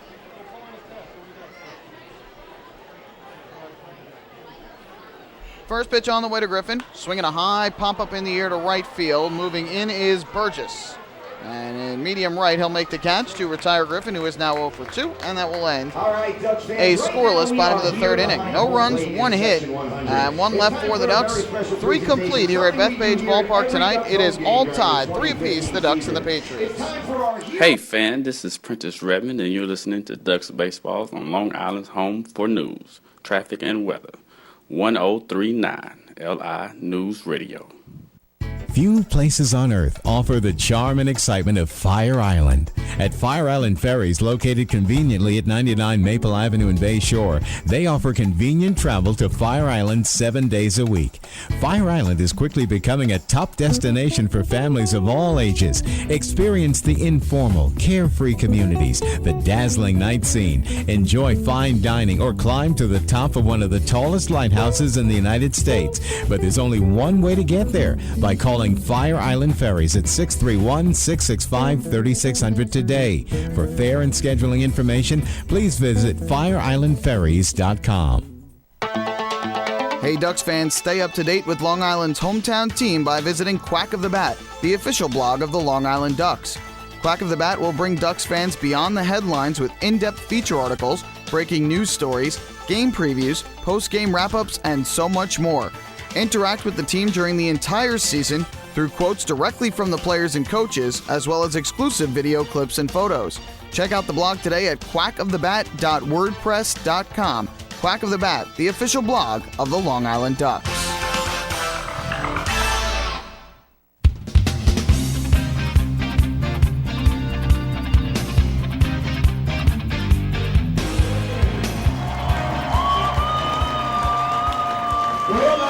The crowd here at Bethpage Ballpark, a past capacity crowd on their feet as the Heroes of the Game promotion presented by New York Community Bank and the Quacker Jack Foundation just going on to announce tonight's 2 heroes, Samuel Levy and Frank DiDomenico. And it is always great when the Ducks every night here at Bethpage Ballpark announce the 2 heroes of the game, but even more so when you've got a crowd tonight that is probably flirting with 7,000 fans. As this one is bunted up the third base line, this is going to roll foul. Good job by Blake Davis to wait as it went foul.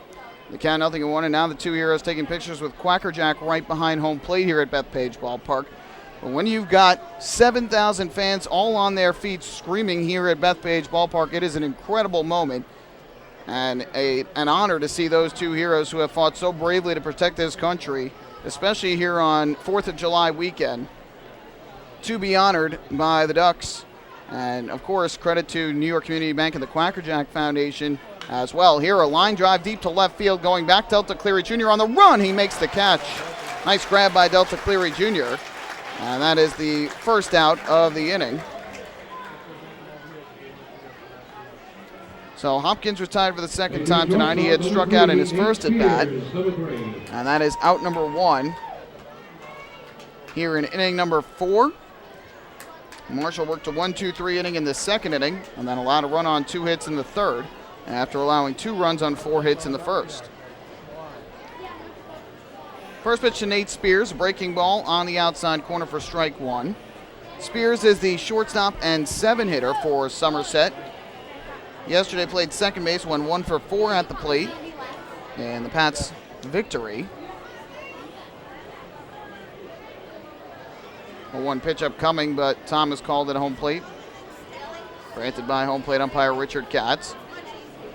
The 0-1, breaking ball up the first base line, fair ball past Griffin and down the right field line. Spears rounds first, he is going for second. Sabatella picks it up, fires back in, and now Spears going for third. Here's the throw to third, not in time. Spears slides in safely.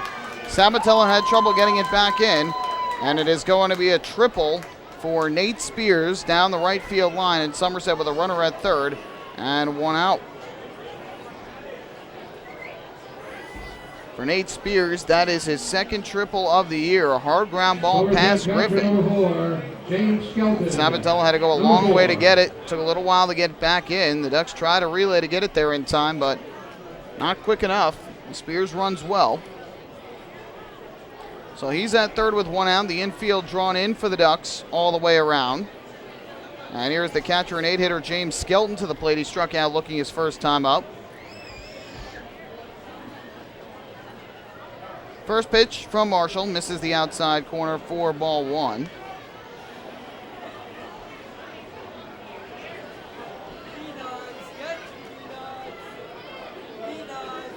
Skelton yesterday did not play. Adam Donahue did the catching for the Patriots. The 1-0, ripped towards first, diving catch by Griffin.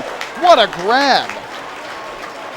What a play by John Griffin. He had to make a quick dive to his right on that bullet and made a full extension catch for the out. And that is a big out. Second out of the inning, and the runner's still at third. Boy, we have seen some great defense on both sides here in the early going, and no surprise from the two teams who are tied for top in the Atlantic League in fielding percentage at .980 entering tonight. They have made the two teams with the fewest errors in the league this year. Here's Vinny Zerillo to the plate, and the first pitch is line foul over the screen back behind the plate. The count 0-1. Again, this is Zerillo's first professional start. This year with Rutgers at .294 with 2 homers and 25 runs batted in. And for his college career, a .304 hitter in 208 games. The 0-1, breaking ball on the ground to the right side. Regi Corona slides, he can't get it. It is into right, a base hit, and Regi Corona is hurt in right field. So it'll be an RBI single for Vinny Zerillo, and Corona's shaken up. Ducks trainer Donnie Pitchford has gone out to check on him. It looked like he tried to make the diving stop. It might have hurt his left arm when it happened. He has now gotten up with the help of Donnie Pitchford. Kevin Bias has now gone out to check on him as well. But it is a 2-out RBI single. All 4 Patriots runs have scored with 2 out in the inning. And so Somerset with the run has taken the 4-3 lead, but the focus here is on Regi Corona, who went to go make the diving stop. It looked like the ball hit the lip of the grass between the infield dirt and the outfield grass and kind of skipped over it. And I don't know if Corona just rolled over his shoulder or hurt himself some other way making that dive, but it looks like he is going to be okay and stay in this game. And that is certainly good news for a Ducks team. He is grabbing his left shoulder with his right hand just to try and make sure that he is okay. But this is a Ducks team who suffered tough injury news yesterday when Jose Morales had to come out of the game and couldn't really put any weight on his right leg when he was taken off the field. Number 24, Thomas Neal. And he is out with a hamstring injury. No timetable on him just yet. They're still waiting on results from some testing. But for Vinny Zerillo, his first professional hit, his first professional RBI, and another 2-out RBI hit given up by Marshall tonight. The first pitch is in for a called strike, a fastball to Thomas Neal, the count 0-1. Spears scores his 26th run of the year. And Somerset has retaken the lead at 4-3. Being 0-1 from the right-hander, he throws over to first, and back safely there is Cirillo. The Ducks pitching staff has been very strong this year, but they have certainly been led by Mickey Janis to this point, and that is why his departure to the Mets definitely hurts the rotation. You do have the luxury of being able to slot Bobby Blevins into that role, as Blevins will start tomorrow. First, the 0-1 is swung on and missed for strike 2. But Blevins still working his pitch count back up, so probably won't be able to go too deep into the ball game just yet. But the other Ducks starters, all for the most part, have had some strong moments this year. They've also had some hiccups, especially of late. And now it'll be an 0-2 to Thomas Neal. Marshall kicks and fires, swung on and grounded to short. Dan Lyons gobbles it up. He'll flip it to Corona, covering second for the force. And that'll end the inning. But not before the Patriots strike again with 2 outs in the inning. A run on 2 hits, no errors, and a runner left on base. We go to the bottom half of the 4th inning. It is Somerset 4 and the Ducks 3. Hey fans, this is Jose Morales, and you're listening to Ducks Baseball on Long Island's home for news, traffic, and weather. 1039 LI News Radio. Hey, Ducks fans, the official hotel of the Long Island Ducks is the Upsky Long Island Hotel in Hauppauge. It's centrally located on the north shore of Long Island and offers a home away from home for both business and leisure guests. The Upsky Long Island Hotel features an indoor pool, 24-hour business center, a fitness center, and complimentary Wi-Fi in all guest rooms. Enjoy the contemporary American cuisine at the Fountain Grill restaurant or grab a quick bite to eat at Cafe Pronto. Best of all, it's only minutes from Bethpage Ballpark. The Upsky Long Island Hotel, the official hotel of the Long Island Ducks. Call 231-1100 today. That's 631-231-1100. Family fun every time. Beautiful evening for baseball. Big action every time. He reaches up, it's gone! Great value every time. And the Ducks have won it 7-1. The Ducks schedule is loaded with new promotions this season, and with an average ticket price of just $10 and free parking, there is no better value on Long Island. For game times and tickets, visit liducks.com. Long Island Ducks Baseball. Good times every time.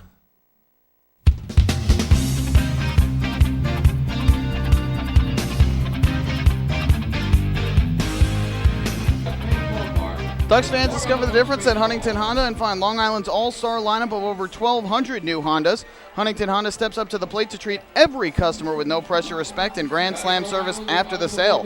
Discover the difference in a winning buying experience at HuntingtonHondaCars.com and then visit Huntington Honda on Jericho Turnpike just east of Route 110.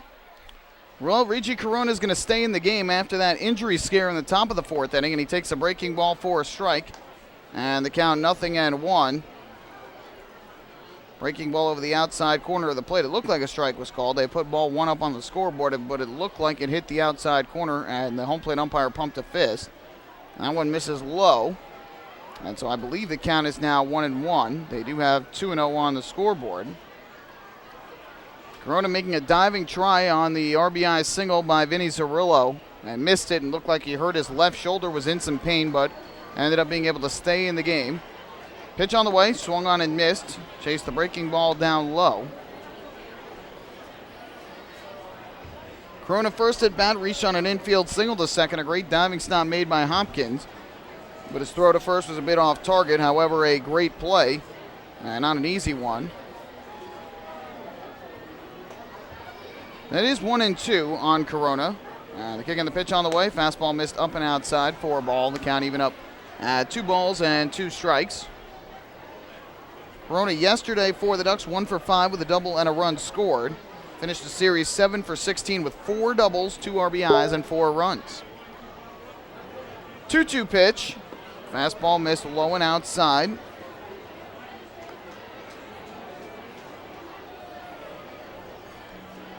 Payoff pitch now coming from Irvin to Corona, leading off here in the bottom of the 4th with the Patriots back in front 4-3. And now time called by Corona at the plate.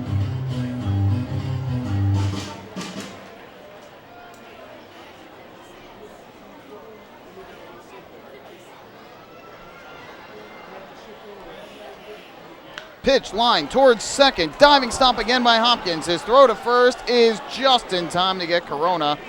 And Hopkins continues to play stellar defense at second base. And he retires Corona for the first out. Logo the catcher, number 9, Mike Blank, number 9.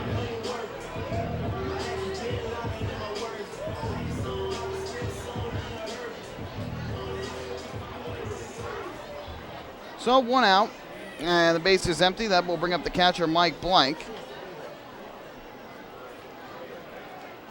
Ripped down the left field line by Blank, but this ball will hook foul into the Smokin' Owls party deck. And the count 0-1. Good swing by Blank, just a bit out in front of the baseball. Blank in his first at bat struck out looking, one of 5 strikeouts on the night for Lucas Irvin. Second time I've made that mistake now. The 0-1, low in the dirt for a ball. And that'll even up the count on Blank, who was 0 for 1 with a walk yesterday. He again came in as a defensive replacement for the injured Jose Morales. 1-1, breaking ball fouled over the screen behind the plate. Rebounds back down below. And now the fans that are in section 104 all looking, trying to find the baseball. So Blank in a 1-2 hole. Good bounce back inning last inning from Irvin, who allowed just the infield single to Ford. And here he misses downstairs for ball 2. So far, Irvin has thrown 54 pitches, 36 of them for strikes.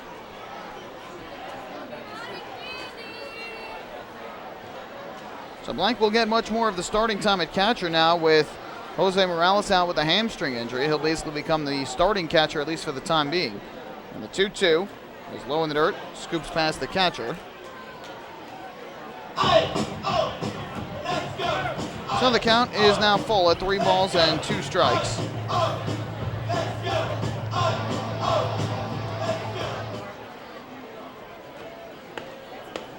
Payoff pitch on the way from Irvin to Blank. The right-hander looks in for the sign, winds, fires, and it is swung on and fouled back to the screen. Good cut, and he will stay alive. Quacker Jack, the mascot of the Ducks, atop the first base dugout with his Let's Go Ducks garbage cans, using the assistance of a young man in the first row to help the crowd cheer on the Ducks and try and get them to tie this game. They trailed 2-0, came back, took a 3-2 lead, and now trail 4-3. The 3-2 is low for ball 4. Good job to work out the walk by Mike Blank. He is the 1-out base runner here in the 4th inning. That's the first batter of the night that Lucas Irvin has walked, and so that is our first Municipal Credit Union walk with a purpose. Every time a Ducks batter walks, the Quacker Jack Foundation wins. Davis, number 22. So the runner at first, 1 out for a second straight inning, actually for a third straight inning.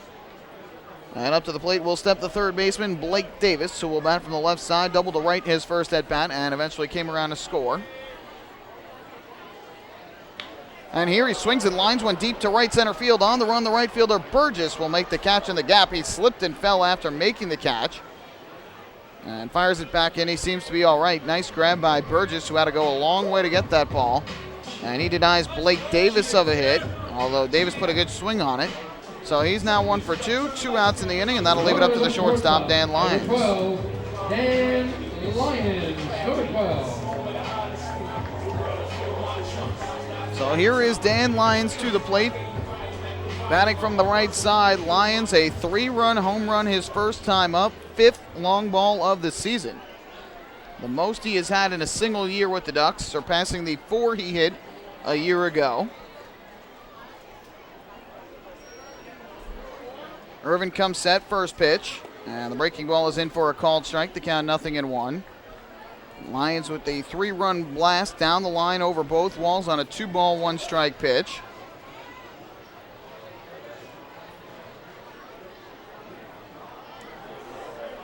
Being 0-1 on the way, and Lions takes down and in. So that will even up the count at 1-1.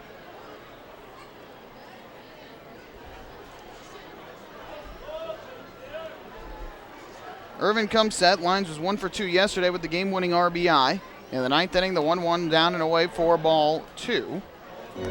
In the series against the Stormers, he was 4 of 9 at the plate, An RBI, a walk, a stolen base, and was hit by a pitch twice. Jose Morales also was hit by a pitch twice.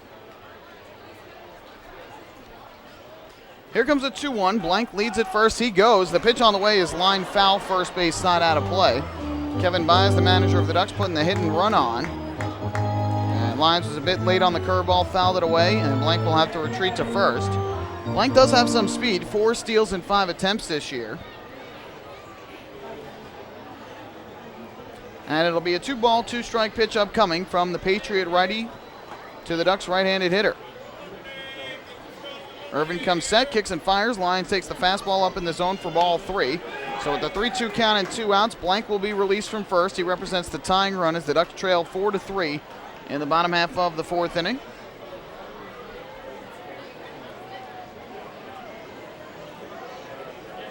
Irvin comes set. The runner leads at first. And the payoff pitch on the way to Lyons is swung on a line foul down the right field line. Lyons had an incredible month of June for the Ducks, starting to take it here into July. This is the 3rd game of the month of July and very well could be Player of the Month in June in the Atlantic League once the award is announced.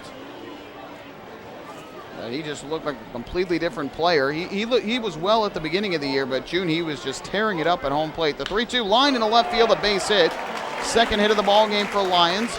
Blank will stop at second base. So he has the Ducks' 6th hit of the contest. And the Ducks threatening with 2 outs here in the inning. Runners at first and second. And that will bring up Brian Sabatella. Number 44. Lyons certainly will enjoy his experience at the All-Star game in Bridgeport. On Wednesday is the game. The festivities will run Tuesday through Thursday up at the ballpark at Harbor Yard in Bridgeport, Connecticut.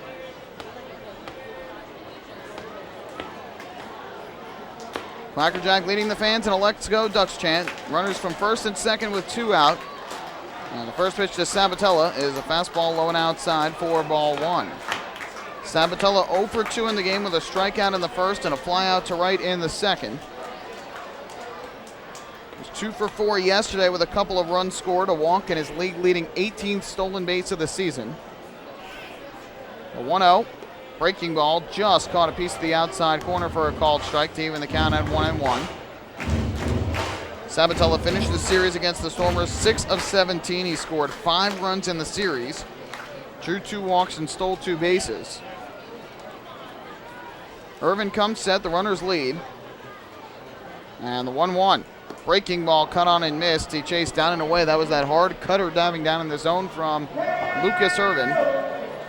And he is 1 strike away from getting out of trouble here in the 4th inning.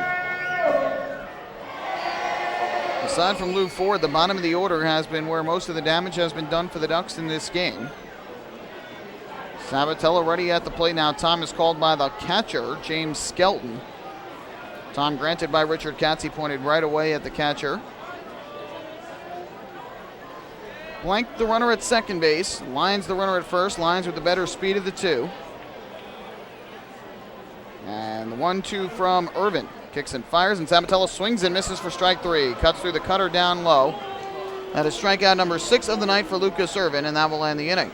So for the Ducks, no runs on a hit, a walk, 2 men left on base. 4 innings complete tonight here at Bethpage Ballpark. It is the Patriots 4 and the Ducks 3. Hey fans, this is Sergio Perez, and you're listening to Ducks Baseball on the Long Island home for news, traffic, and weather. 1039 LI News Radio. Beautify your patio, walkway, driveway, or pool surround with Nicoloc paving stones and walls. Nicoloc's specially formulated paver shield offers extra surface wear protection and color enhancement throughout the thickness of the paver. Paver shield guarantees that your pavers will look great for years to come. Bring home the elegance with Nicoloc. Visit the Nicoloc Design Center, Sunrise Highway, Lindenhurst, or Nicoloc.com. Let Nicoloc Pavers pave your way. Enjoy the ultimate VIP fan experience at Bethpage Ballpark this season by taking in a Ducks game from the brand new Trout Town Fan Can. Presented by Roscoe Beer Company, the Fan Can is available for rental at all Ducks home games. It features 12 Dream Seat theater-style padded seats, beverage holders, an air-conditioned atmosphere, and an incredible view of the game. Packages are now available with food and beverage included. To reserve your fan can outing today, call the Ducks Group Sales Department at 631-940-3825. The Trouttown Fan Can at Bethpage Ballpark. Your VIP experience has arrived.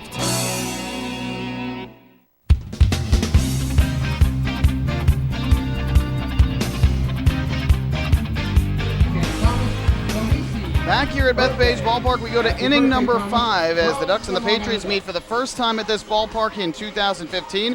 Good battle so far. Somerset leading it 4-3. And as we go to the 5th, I am joined by a very familiar face here in the Ducks broadcast booth. None other than Mark Schwartz, who was on the airwaves with the Ducks last year, one of my colleagues in the booth, who is now working for the enemy, we will say. He is now the media relations manager for the Somerset Patriots, a position he certainly deserved this past year. And now back here on Long Island, his original hometown, where he is watching the Patriots take on the Ducks. Ian Marshall to the mound for Long Island. And his first pitch to Aaron Eggleston is a breaking ball strike. Mark, it is great to see you back here at Bethpage Ballpark. Oh, well, thank you, Michael. I appreciate the very kind words. It's it's just great to be back here. The 0-1 pitch on the way to the lefty hitting Eggleston just missed low and inside, even the count at 1-1. This has been such a great battle in the first half. The Patriots setting a league record with 49 wins in the half. The Ducks setting several franchise records. They have 44 wins as Eggleston takes low for ball 2. And just talk about the battle from the Patriots side, how tough it was for this team to constantly see the Ducks putting up win after win and keeping as close as possible. I'll tell you what, Michael, it just provides for such entertaining baseball. The Patriots had a heck of a first half, 49 wins, Atlantic League record, you mentioned that. But every night after the game, you talk to Brett Jody, you talk to Shane Spencer, the entire organization, it's like, okay, Patriots played well, what did the Ducks do? Well, the 3-1 here, grounded to Ricci Corona at second. He'll throw to first for the out. That is out number 1. The same thing came from the Ducks side. The Ducks were winning, as we mentioned earlier, 17 consecutive games here at Bethpage Ballpark. They had 2 separate 10-game winning streaks here in the first half. And every night it seemed like the Ducks just couldn't really gain much ground on the Patriots because Somerset was winning just as many games as the Ducks did during the month of June. It's such a competition between these two teams, two flagship franchises in the Atlantic League. Always put a solid product on the field and a solid product in the ballpark for all the fans to enjoy. The first pitch is a fastball strike on the outside corner to David Vidal, who is 0 for 2 in the game. Go ahead. Well, it's just, it's entertaining from both a front office standpoint, as you can attest to, and really from a fan perspective, just looking at both of these teams. It provides such great baseball. And I was talking to Brett Jody about it the other day, talking about, after every game, do you check the scoreboard? Do you see what's going on? And he says, it's just good for the league. It's good for the entertainment. And the 0-1 was found on the left field line, and now Marshall misses for ball 1. It has certainly been entertaining to watch both of these teams. I think the only thing that you wish you saw was more matchups between these two teams in the first half up until this last 3-game set of the half. As this one lined into left field right at Delta Cleary Jr., who makes the catch for the second out of the inning. So Eggleston a ground out, Vidal the line out to left, and with 2 outs that'll leave it up to the right fielder Michael Burgess. What do you think has been the key to the Patriots so far here this season? Oh, there's one answer to that. There's only one answer, and it's pitching. It's specifically the starting pitching, but pitching as a whole for this Patriots team. You look at their team ERA, 2.33. We're in game 68 of the first half. That's an impressive. Incredible mark.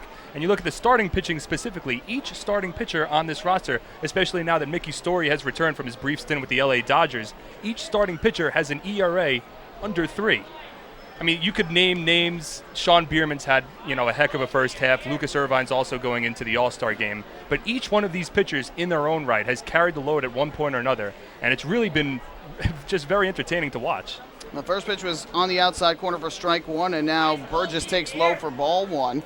He has 2 RBI hits already in this game. The pitching for the Ducks has been great at points this year. I think that was the most interesting thing, was to see Mickey Story get signed. You wondered how the Patriots staff was going to react to losing such a dominant pitcher as Burgess grounds the 1-1 slowly to second. Corona is there. He'll underhand toss it to first in time for the out. And, of course, with Mark Schwartz back in the booth, we have such a quick 1-2-3 half inning. Regardless, the Patriots go in order. 1-2-3 will go to the bottom half of the 5th inning. And the Patriots still in front by a count of 4-3. Hey fans, this is pitcher Ian Marshall, and you're listening to Ducks Baseball on Long Island's home for news, traffic, and weather. 1039 LI News Radio. Thinking about buying or refinancing a home? Start by attending a free MCU home buying seminar. Then speak with one of our loan specialists who will guide you through the loan process. With an affordable mortgage from Municipal Credit Union, Home Sweet Home will be a little sweeter. Call 212-238-3521 or visit nymcu.org to apply for your mortgage today. Municipal Credit Union. Strong, trusted, growing. Municipal Credit Union is an equal housing opportunity lender.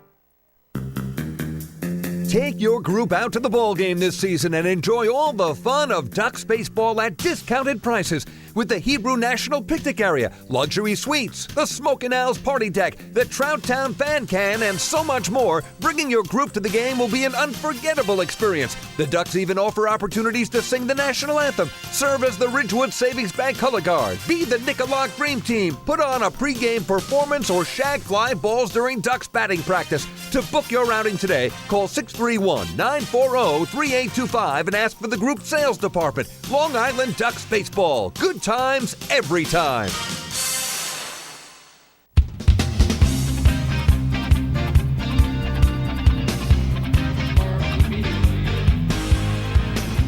Four-3 Patriots lead the Ducks at the halfway point of tonight's game. Take 5 seconds for station identification here on LI News Radio. 6:35. The game's over up to 5:35, and it'll be time for another pyrotechnical. Back here as we begin the bottom of the 5th inning. Lucas Irvin back to the mound for the Patriots. Will face Delta Cleary Jr., Lou Ford, and Randy Ruiz. That inning was just too short. Mark Schwartz is a man of many words here in the broadcast booth, and so because that inning was so short for Ian Marshall, we had to keep him in. He was able to clear his schedule. He had many commitments here at the ballpark tonight, many people to see, but we were able to get him back for another half inning. Mark Schwartz, who was on the Ducks radio broadcast team a year ago, back here enjoying the first meeting of the season between these two teams here at Bethpage Ballpark as Delta Cleary Jr. takes low for ball one. We talked about how great of a first half this has been. The All-Star game certainly should be exciting up in Bridgeport, Connecticut. 7 Ducks made the All-Star team. 5 Patriots will represent the Liberty Division. Cleary Jr. a chopper foul here in the count 1-1, and just talk about some of those All-Stars and how key they've been to the Patriots, especially a guy like Aaron Eggleston. Well, Aaron Eggleston's been such a huge piece of this team, and going into the season, I should say, you weren't really sure where he was going to fit into the lineup. You have outfielders like Thomas Neal, former big leaguer, Scott Cousins, a former big leaguer, Johnny Tucker, who's been a cornerstone of this organization for the past 4 years. So it wasn't really exactly clear where he was going to fit in. Even Chris Marrero had some experience in the outfield as well. Marrero was signed by the Chicago White Sox a little earlier this season. But Eggleston has really found his niche. He's a 2-hitter. He doesn't do a lot power-wise, but he makes contact. He's able to advance runners, and he's really been an important part of this team. The 1-2 misses low and outside here to Cleary Jr. to even the count at 2-2. That was the one thing that surprised me at the beginning of the year. There were so many new faces to this Patriots team. Even right now, Eggleston and Skelton really are only the long holdovers from last year. Spears was there very briefly. But lots of new faces as Cleary Jr. grounds one slowly past the mound. The shortstop fields his throw to first off target. Cleary Jr. beats it out. No error on the play, though, as the ball got away. And Cleary Jr. does not go to second, so it will be an infield single. And it's the Ducks' 7th hit of the ball game. And Cleary Jr. on to lead things off here in the 5th inning. Yeah, that was Nate Spears at shortstop. And, you know, he's been back and forth a little bit fielding-wise. He's a former big leaguer. He's had a lot of starts at second base this year. But now the Patriots are giving Greg Hopkins an opportunity to play second base. He's actually a natural second baseman, but Hopkins has been all around as well. So it's interesting to watch Spears play here. And it's interesting to see how the Patriots are going to play throughout the last 3 games of this first half and even a little bit in the second half, knowing that they've already clinched a postseason berth here in the Atlantic League. The big key, I'm sure, will be trying to get guys rest as much as possible and keep them fresh as Lou Ford takes upstairs for ball one. You saw Lou Ford here last year as a member of the Ducks staff, and Ford was the MVP of the Atlantic League last year. He's having another MVP season this year. I'll tell you what, Lou Ford is just some kind of player, both last year, this year, and really throughout his entire Ducks tenure. He's been such an important part of this franchise and such a mainstay at the top of the statistical leaderboards across the Atlantic League. Rips the 1-0 here in a center. On the run is Zarillo. He'll make the catch. And that is the first out. Ford retired for the first time tonight after picking up a double and a single. I said this earlier before you came in. Lou Ford now with multiple hits in 8 of his last 9 games. It's almost funny to see, but it's just every night it's like you look at the box score, 2 hits, 2 hits, 2 hits.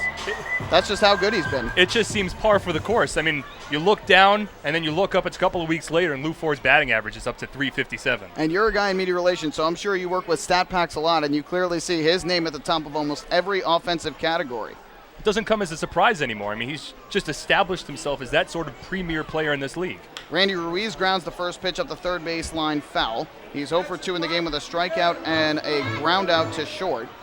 And Ruiz was a guy who briefly joined the Ducks in the middle of last year, hit very well, showed a lot of power, and then got signed by the Mexican League, started the year in Mexico again, came back to Long Island. And be interesting to see what numbers he would put up if he had a full season here in the league. It's true. Didn't he have that huge game against Camden last year? It was like a 2 home run, like 7 RBI performance. Yep. That was down in Camden, I remember it. That's right. You probably got a cheesesteak while you were down there.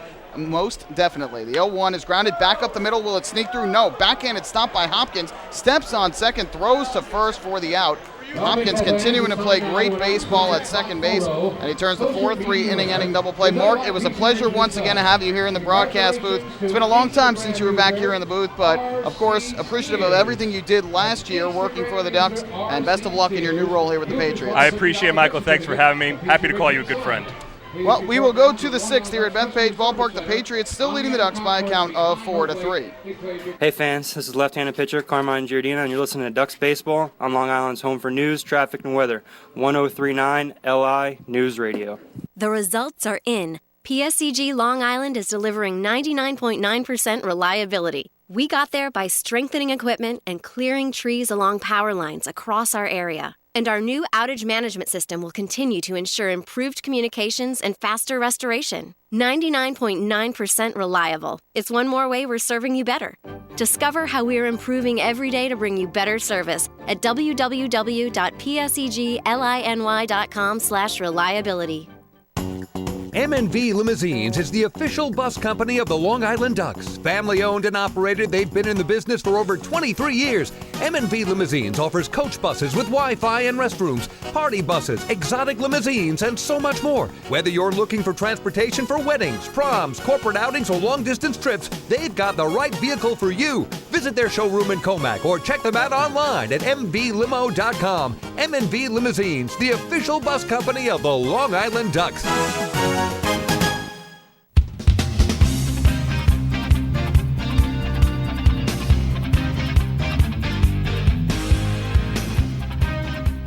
4-3, Patriots lead the Ducks as we go to the 6th. 4 runs, 8 hits, no errors for Somerset. 3 runs, 7 hits, no errors for Long Island.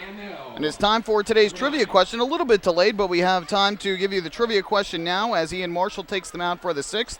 We'll test your knowledge of the Long Island Ducks, the Atlantic League, and baseball as a whole. Today's question will be Ducks related as the first pitch is popped up down the left field line foul and out of play by Matt Gamble. And the count 0-1. We told you a little bit earlier in the broadcast, the Ducks have 26 victories right now on the season, 26-6 here at Bethpage Ballpark. The 0-1, swing and a miss on a fastball down low for strike 2. Now we told you the most wins in franchise history at home for a single season was 51 wins, the most ever in franchise history here at Bethpage Ballpark. So the question is, in which year did that happen? Which year did the Ducks win a franchise record 51 games at home? And a bonus, if you can tell us how many losses they had, you will get some bonus points. So we want to know which year the Ducks won a franchise record 51 home games. Gamble takes up high and then takes inside. And the count now even at 2-2. Gamble had an RBI single to center in the first inning with 2 out. And then struck out swinging in the third. All 7 runs combined between the two teams have scored with 2 outs in tonight's ball game. And the 2-2, Gamble swings just, gets a piece, and dribbles it foul behind the plate. Count will stay put at 2-2. We'll try and get you some out-of-town scores as well in this inning. Get you caught up around the Atlantic League and the major leagues among the locals. Marshall looks in for the sign, comes set, and the 2-2. Breaking ball swung on and missed for strike 3. The tag applied by Mike Blank on the pitch down in the zone. So Ian Marshall strikes out Matt Gamble for the second time in this game, and that is the first out of this 6th inning. And for Marshall, that is strikeout number 4 on the night.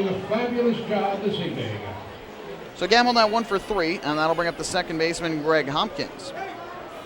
Again, the 2 first half champions have already been decided. It is the Southern Maryland Blue Crabs in the Freedom Division and the Somerset Patriots in the Liberty Division. First pitch is in for strike 1 to Greg Hopkins.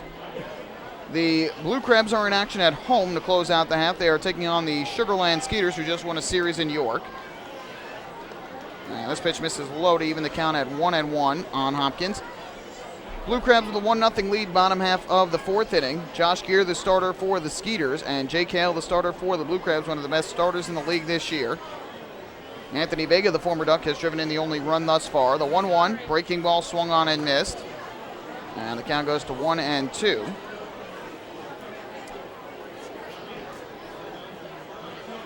As for the Revolution, who we just talked about, they are walloping the Bluefish up in Bridgeport in the final series before the All-Star break. They lead it 9-0 right now. As Hopkins lines one into left center field on the run, Lou Ford, he'll make the catch. So Hopkins is retired for the second out of the sixth inning. And that is now 6 straight retired by Marshall since the RBI single by Vinny Cirillo in the fourth inning.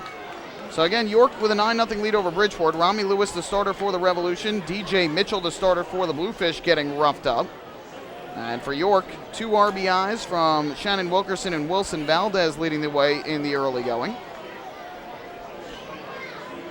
Fastball is in for a called strike. The count 0-1 to Nate Spears, the shortstop and 7-hitter, who tripled to right and scored in the fourth. Popped foul to third in the second.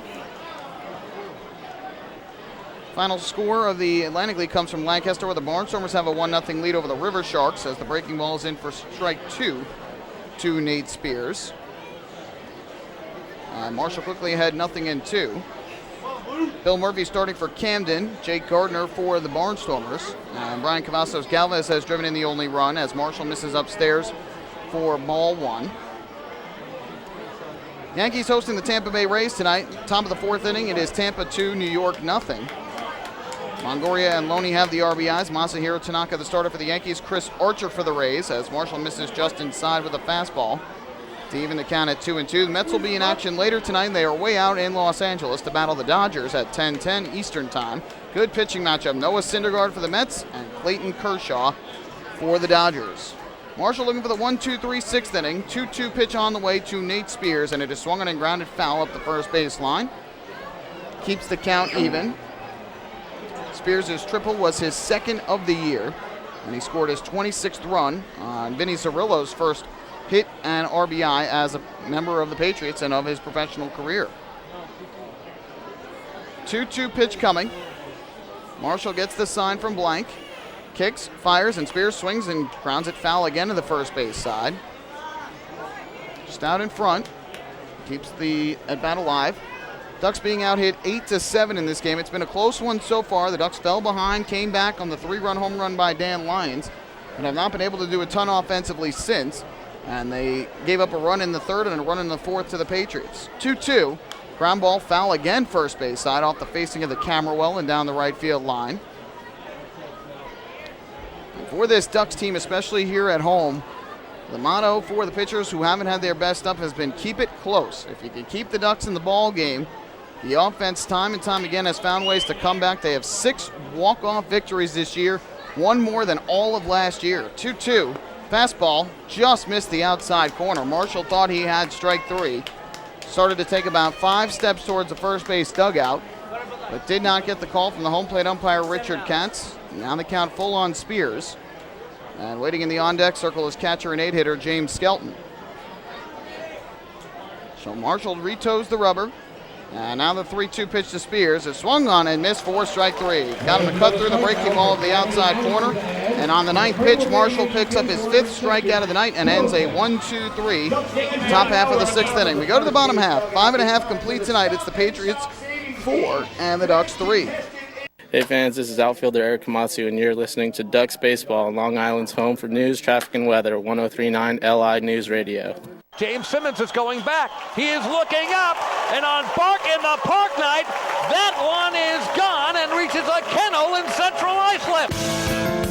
That was another home run for the Ducks. And Duck fans, what's more fun than a home run that helps the Ducks win a game? How about a homer that helps the community win? Chappie's Funeral Home and the Long Island Ducks have once again teamed up for the Chappie's Home Run Challenge. If the Ducks hit 100 homers this season, Chappie's Funeral Home will donate $5,000 to the Quackerjack Foundation. So every time a Ducks hitter goes deep this season, watch for the Chappie's Challenge home run count on the scoreboard. And if we reach 100, we're all a winner. Chappie's Funeral Home, where caring for others is a family tradition.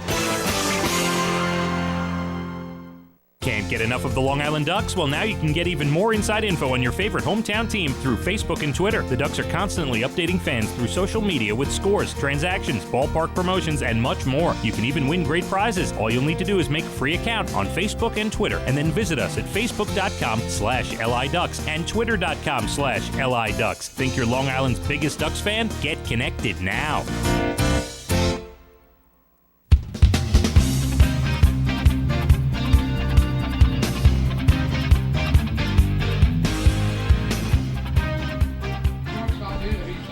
Ducks fans, don't forget to stop by the Waddle Inn shop on your next visit here to Bethpage Ballpark, where exclusive and hard-to-find Ducks memorabilia is now on sale. Proceeds benefit the Quackerjack Foundation, the charitable arm of the Long Island Ducks.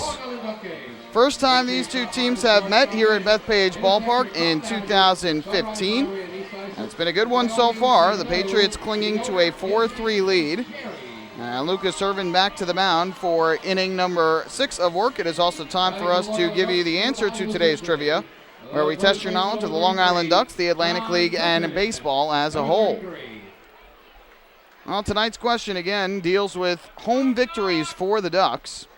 We'll give you the question after the first pitch to John Griffin once again, and the breaking ball is in for strike one.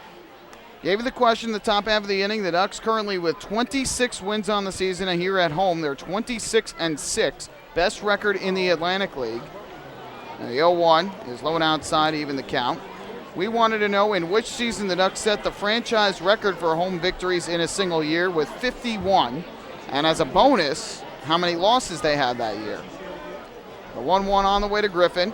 He swings and taps it weakly here, third base side. This will roll. Skelton fields his throw to first in time for the out. Very nice play by James Skelton to retire John Griffin. A little roller up the third base line, and Skelton got to it quickly for the first out. Well, if you guessed 2011, you would be correct. 2011, one of the best regular seasons in franchise history. They went 78-47 overall, the Ducks. 51 wins here at home, the most ever in a single season. And they lost just 20 games here at the Duck Pond this year, so 51-20 at Bethpage Ballpark in 2011. The first year it was known as Bethpage Ballpark. First pitch on the way to Reggie Corona, popped up foul, third base side out of play. And the count 0-1. The Ducks this year already with 26 wins here at home. We have yet to hit the halfway point, so they are on pace to surpass that mark if they can continue to play as well as they have.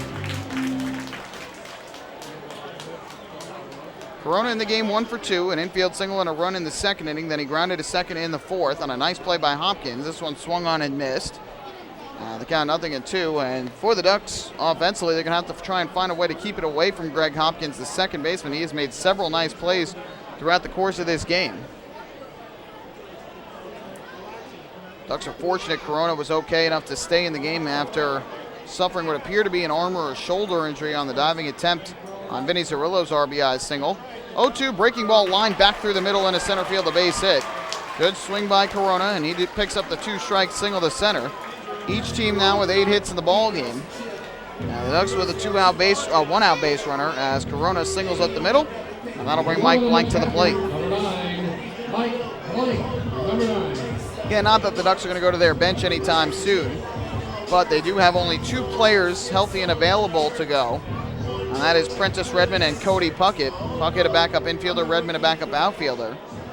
With Jose Morales suffering the injury yesterday, placed on the disabled list today, the only other catcher on the roster is Greg DePalma, who was signed and activated today. He's their bullpen catcher as the throw to first. Not in time to get Corona. Corona does have good speed. 8 stolen bases this year, has been caught twice.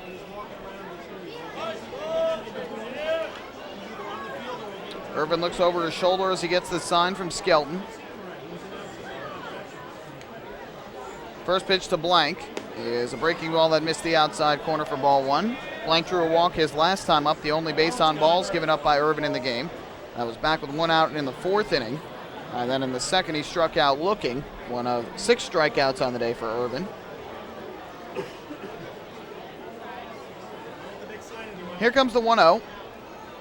Corona takes his lead, and the pitch. Blank takes just below the knees. Irvin thought he had the strike, but instead the count 2-0 in favor of the Ducks catcher.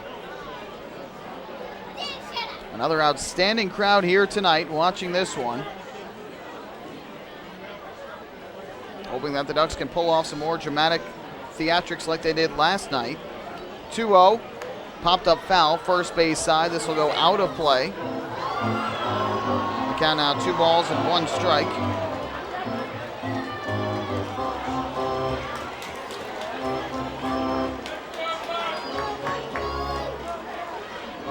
Four, 3 Patriots in front.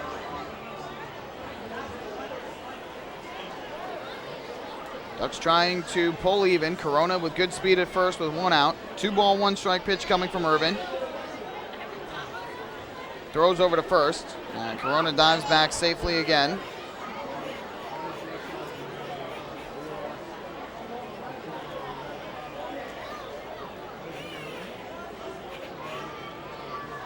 Ducks have to be careful that they don't want to make any base running blunders in this game.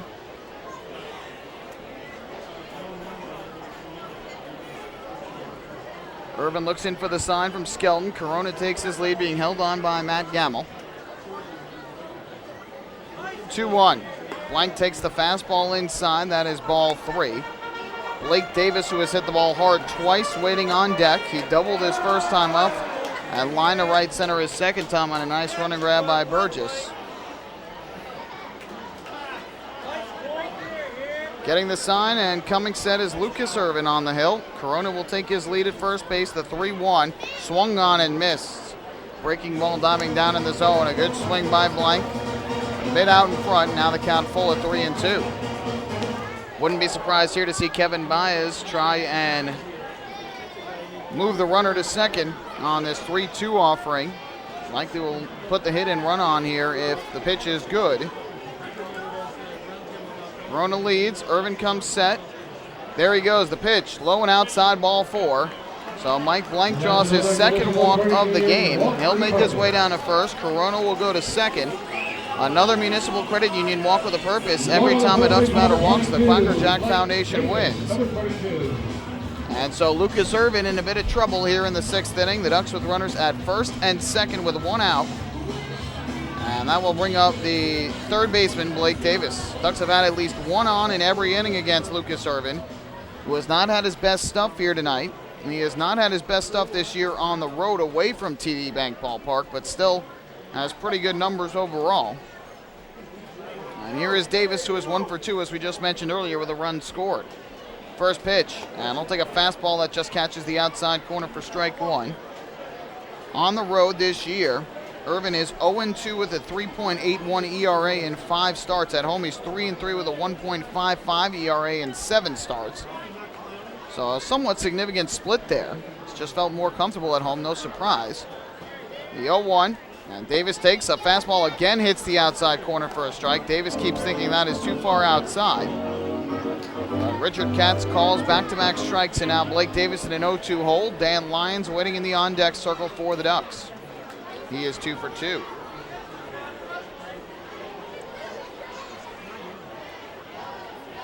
Irvin gets the sign, comes set. Corona leads at second, Blank at first. 0-2. On the outside corner, strike 3. Blake Davis can't believe it, and he has just been thrown out of this ball game. Immediately threw the bat down at home plate, got ejected, threw the helmet down, and now he has been ejected by home plate umpire Richard Katz. In a heated discussion here, Kevin Baez has now come down to break up the argument. Davis is still there, shouting at the home plate umpire. But Blake Davis, after doubling and hitting the ball hard as last time up, gets called out on 3 straight strikes on the outer half of the plate. took the first two, and that third one seemed to be even more outside. And the strike was called. So Kevin Baez now discussing things with Richard Katz, the home plate umpire, trying to explain why the pitch is too far outside. And that a bit more of a somewhat civilized conversation than the one that Davis had with Katz. But either way, Cody Bucket is not going to have to come into this game and play third base. So with 2 outs and 2 on, that'll leave it up to the shortstop and 9-hitter Dan Lyons. The shortstop, number 12, Dan Lyons, number 12.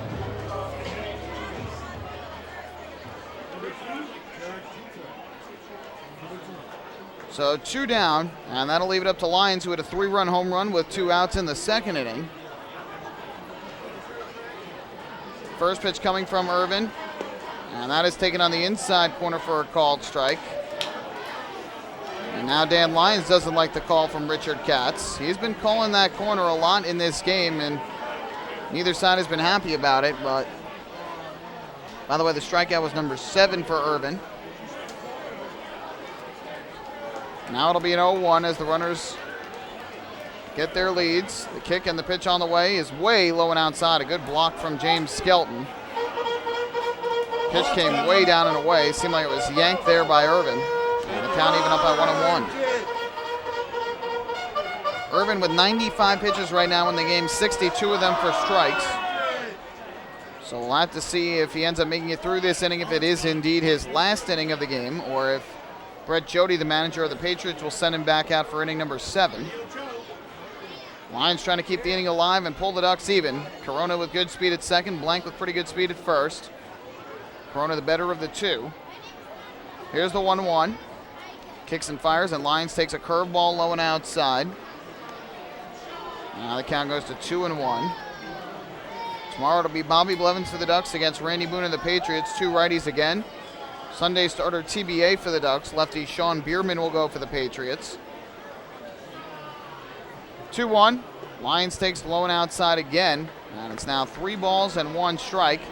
If he reaches Brian Sabatella waiting in the on-deck circle, he is 0 for 3 though tonight with 2 strikeouts. Sure, Irvin wants to be careful here with Lyons and not allow him to get anything good to hit the way he has been hitting the ball of late. Runners lead the 3-1.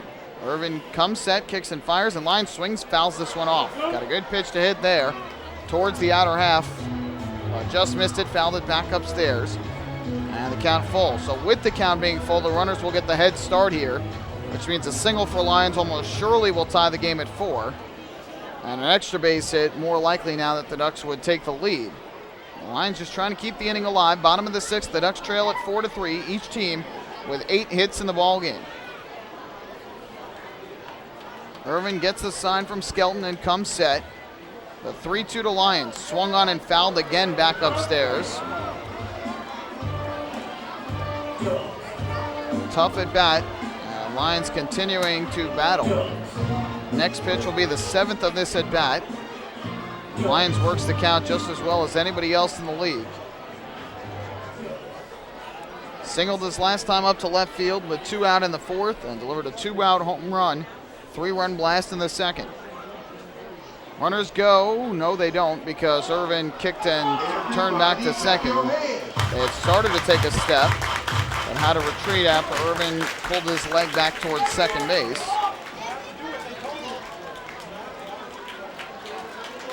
Now the 3-ball, 2-strike pitch with 2 on and 2 out.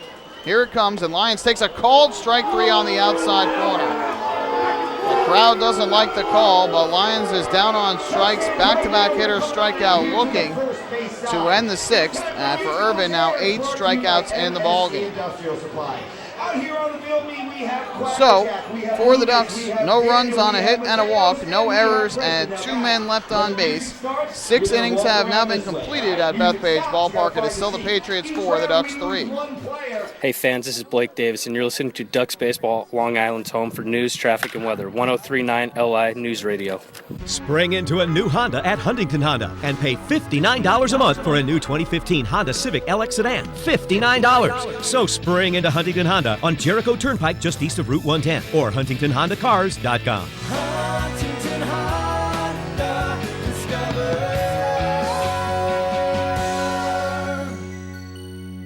difference. Auto 24-month lease, total due at inception. Civic 3190 includes bank fee, first month's payment, no security deposit. Taxes, DMV, title fees extra with excellent credit through HFS. Have your birthday at the ballpark this season and celebrate with the flock. Kona Ice birthday party packages with the Long Island Ducks are now available. Each package includes 10 box seats, a commemorative birthday t-shirt and autographed baseball, a pizza and Kona Ice party in the Hebrew National Picnic area, and so much more. Best of all, the birthday child will stand on the dugout while the entire crowd sings happy birthday. Reserve your party today by calling the group sales department at 631-940-3825. Kona Ice birthday parties with the Long Island Ducks, a once-in-a-lifetime experience.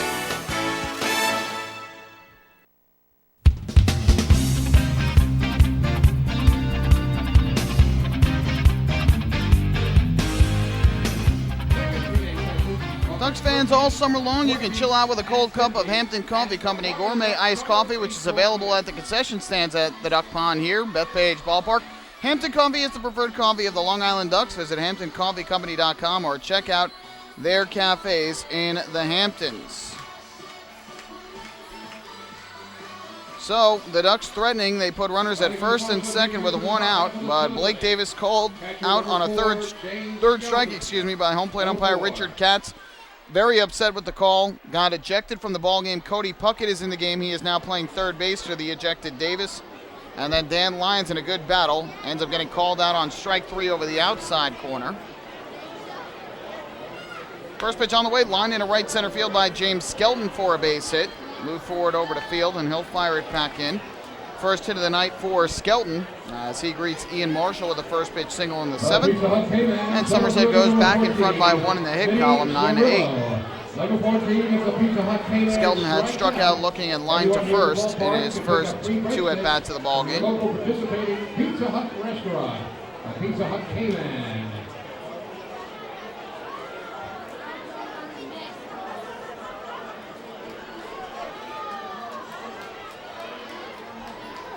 So Cody Puckett moves in on the grass at third with Zerillo at the plate, and Zerillo does not square. He takes outside for ball one. The Patriots leading by a run at 4-3.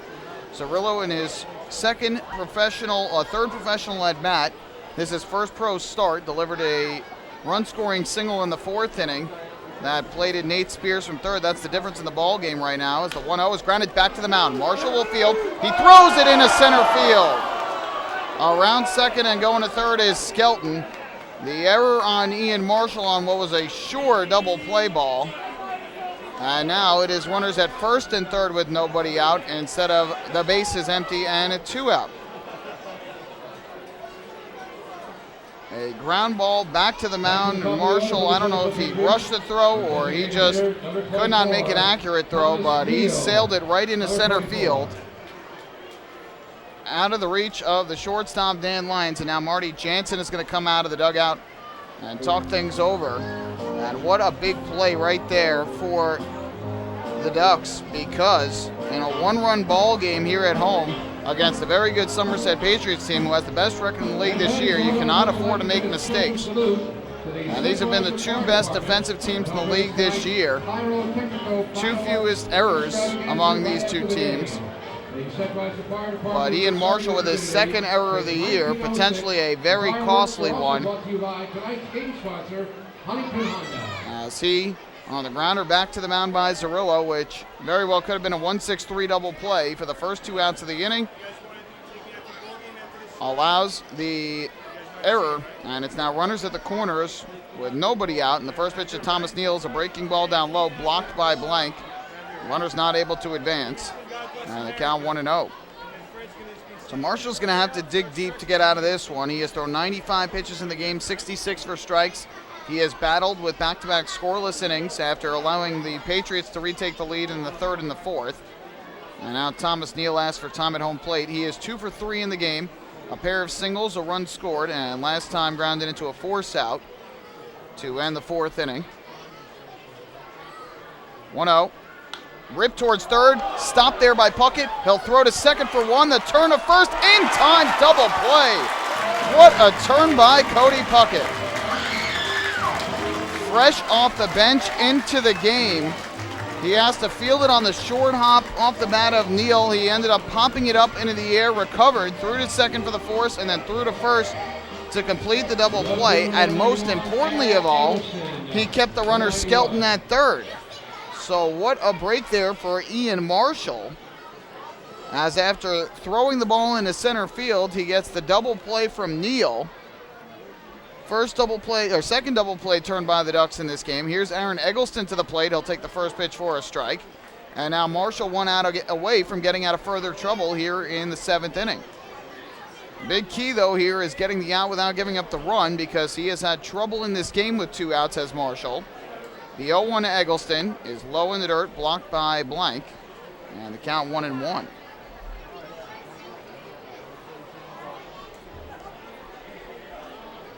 Eggleston singled to left back in the first inning. Since then, he has popped to left and grounded to second. 1-1 from Marshall upcoming. The runner leads at third. That's Skelton. Kick in the pitch. Breaking ball on the outside corner for strike 2. Boy, would this be a big lift for the Ducks if Marshall can get out of this jam. He allowed the single, got what appeared like would be the double play ball, threw it into center field, but then got the double plays turned from Puckett to Corona to Griffin.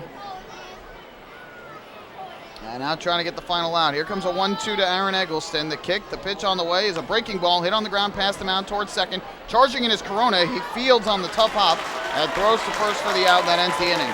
Great job by Ian Marshall to get the double play in the ground out and get out of trouble after committing the error. So in the inning, no runs, 1 hit, 1 error, and only 1 left on base. We have hit the 7th inning stretch here at Bethpage Ballpark. We're going to keep things right here, though, for God Bless America tonight, which is going to be performed by the Middle Country School District, who is standing on the lower concourse behind home plate.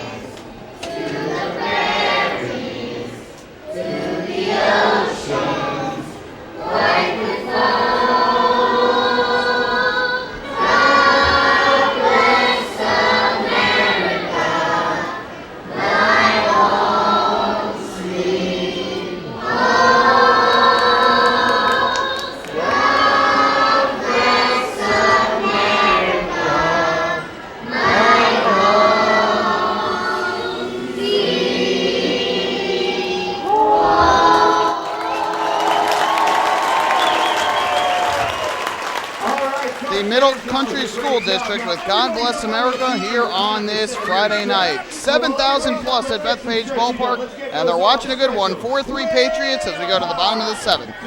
Hey fans, this is outfielder and hitting coach Lou Ford, and you're listening to Ducks Baseball on Long Island's home for news, traffic, and weather, 103.9 LI News Radio. Hey, Ducks fans, the official hotel of the Long Island Ducks is the Upsky Long Island Hotel in Hauppauge. It's centrally located on the north shore of Long Island and offers a home away from home for both business and leisure guests. The Upsky Long Island Hotel features an indoor pool, 24-hour business center, a fitness center, and complimentary Wi-Fi in all guest rooms. Enjoy the contemporary American cuisine at the Fountain Grill restaurant or grab a quick bite to eat at Cafe Pronto. Best of all, it's only minutes from Bethpage Ballpark. The Upsky Long Island Hotel, the official hotel of the Long Island Ducks. Call 231-1100 today. That's 631-231-1100. Family fun every time. Beautiful evening for baseball. Big action every time. He reaches up, it's gone! Great value every time. And the Ducks have won it 7-1. The Ducks schedule is loaded with new promotions this season, and with an average ticket price of just $10 and free parking, there is no better value on Long Island. For game times and tickets, visit liducks.com. Long Island Ducks Baseball. Good times every time.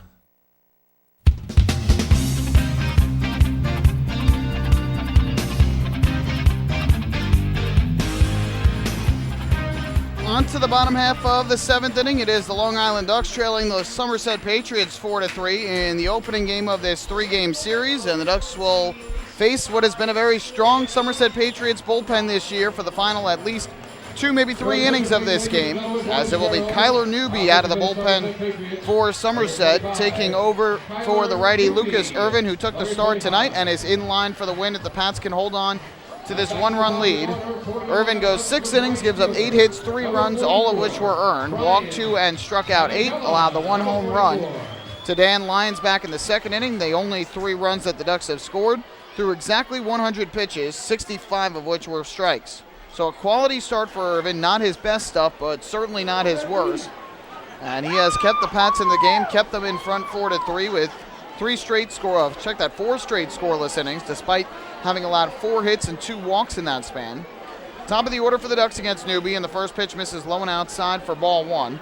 Kyler Newby is the new pitcher. He stands in at 6'4", 245 pounds, out of Mesa, Arizona. He's 30 years old, and last year played for AAA Sacramento.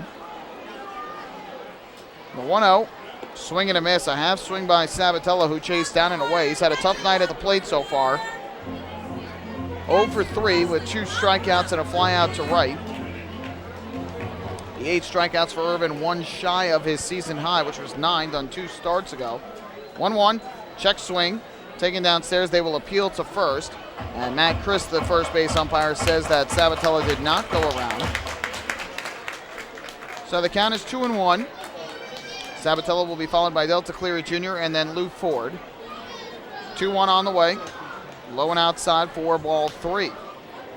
I have to think Ian Marshall likely done after 7 innings of 4-run ball. He didn't have his best stuff, but kept the Ducks in the game. He's thrown 100 pitches, 70 for strikes. So he and Irvin locked up in a good duel despite neither having their top stuff on the night. And the 3-1, Sabatella takes up high, ball 4. So a good start for the Ducks against the Patriots bullpen as Kyler Newby walks Ryan Sabatella on 5 pitches. It is a Municipal Credit Union walk with a purpose. Every time a Ducks batter walks, the Quackerjack Foundation wins. Well, let's see what Kevin Baez does here. Delta Cleary Jr. coming to the plate. Have to think he will probably try and sacrifice Sabatella to second. Cleary Jr. with 11 sacrifice bunts on the season. That leads the Ducks. But Sabatella does have good speed, though. He has 18 steals on the year, which is tied for the league lead with Wellington Dotel of Bridgeport. Sabatella and Dotel both all-stars this year. So Newby comes set. First pitch, Cleary Jr. squares to bunt, pulls back. He took a strike on the outside corner. The count 0-1. The third baseman, David Vidal, racing in.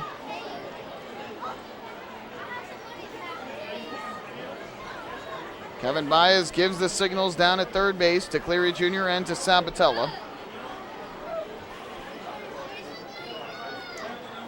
So the switch hitting left fielder steps back in. Newby looks in for the sign from catcher James Skelton. Here comes the 0-1, throw over to first, and Sabatella back safely. A great play by Matt Gamble. The throw was a bit high and wide to the home plate side of first. He was able to keep it right there at first rather than allowing Sabatella to go to second.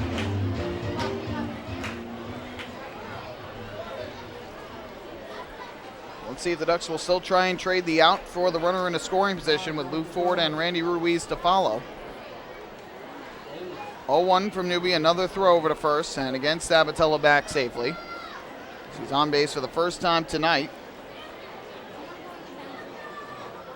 Sabatella, his 13th walk of the year. He has struck out just 19 times.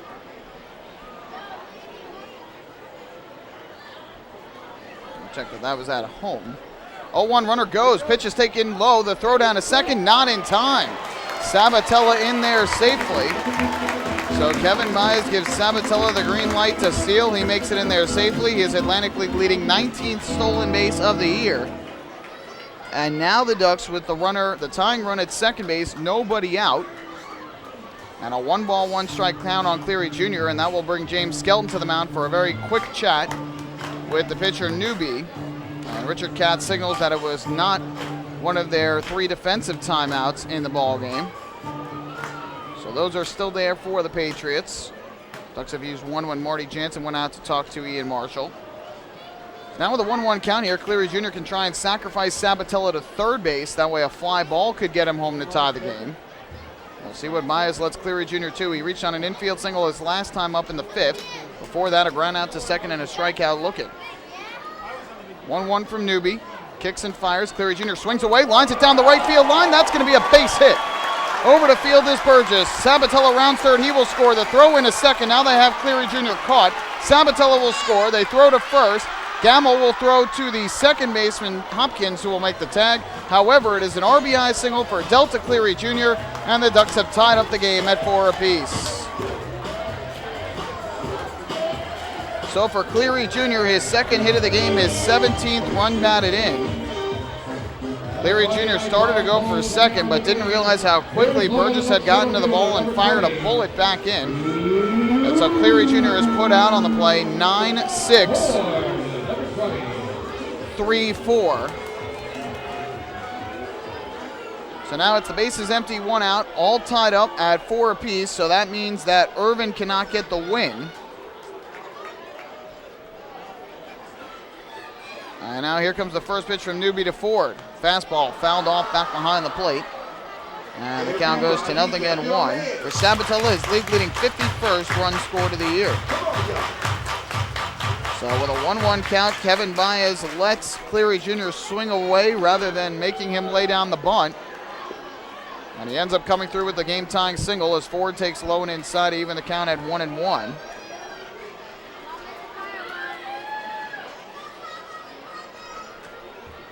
Ford in this game, 2 hits and a fly out to center in his 3 at-bats. The 1-1, swing and a miss. He chased the breaking ball way low and outside. And the count goes to 1-2. The numbers on the year for Kyler Newby. This is his 25th appearance of the year. He has struggled. One of the rarities on the Patriots staff that has struggled. The 1-2. Fastball missed up high for ball 2. Surprised to see him brought in a 1-run game with the Patriots leading. But in 24 games entering tonight, he's 5-2 with a 4.68 ERA, has allowed 14 runs, 13 earned on 24 hits in 25 innings. 2-2, Ford grounds it up the third baseline, foul. Newby has only walked 5 though, and has struck out 17. Patriots manager Brett Jody calling on Kyler Newby here. Again, for them, the game does not have as much meaning since they have already clinched a spot in the playoffs. But for the Ducks, they need the wins. They want to try and put themselves in the best position to snag a wild card spot if for some reason they do not win the second half in the Liberty Division. 2-2, ripped towards short, took some weird hop, goes right to Spears. His throw to first just in time to get Ford. Close play, but Spears makes the nice play after the tricky hop. Looked like it changed direction when it hit the lip of the grass between the infield dirt and the infield grass. So Ford retired on the 6-3 ground out, and with 2 away, that will leave things up to Randy Ruiz.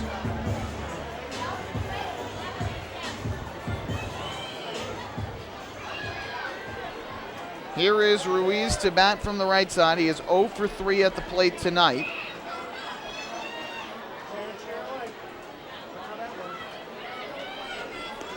First pitch here misses low and outside for ball 1 to Newby.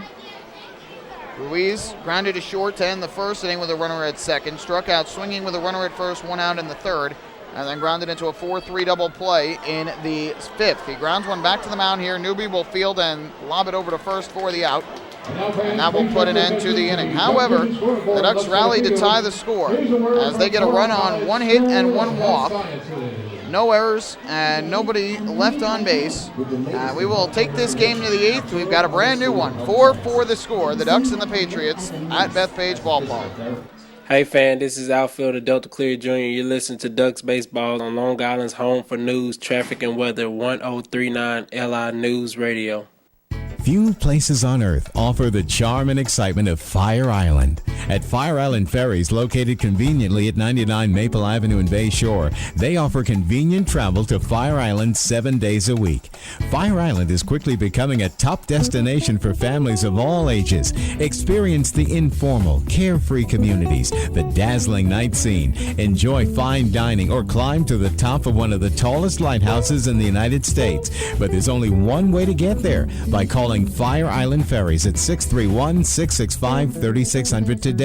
For fare and scheduling information, please visit fireislandferries.com.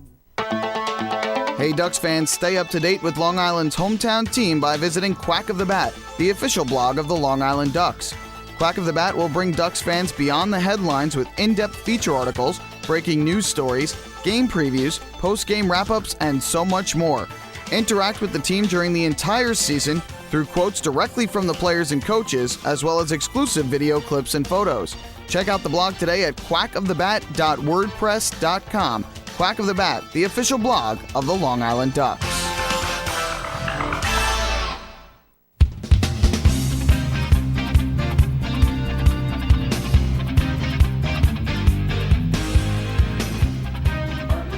Well, Ian Marshall's night is done. After 7 innings, we go to the 8th, and it is a 4-4 ball game, Ducks and the Patriots. The new pitcher is J.C. Romero, who will make his second appearance in as many days for the Flock. And we'll get to the final line on Marshall, but either way, neither starter will factor into this decision. Hey, Ducks fans, do you want frequent updates on team transactions, scores, store specials, and the status of upcoming games? Well, then follow the Long Island Ducks on Twitter at twitter.com/LIDucks. With Twitter, the faithful Flock will be able to follow their Ducks and find out more information regarding nightly promotions, player signings, league activities, and so much more. The Ducks are tweeting right now, and you can follow along at twitter.com/LIDucks.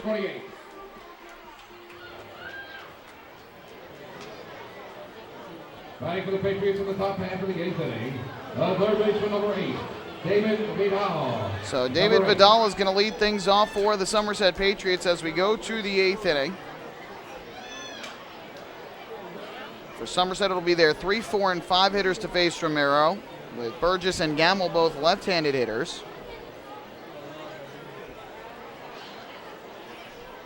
First pitch on the way from Romero, and Vidal takes the fastball upstairs for ball 1.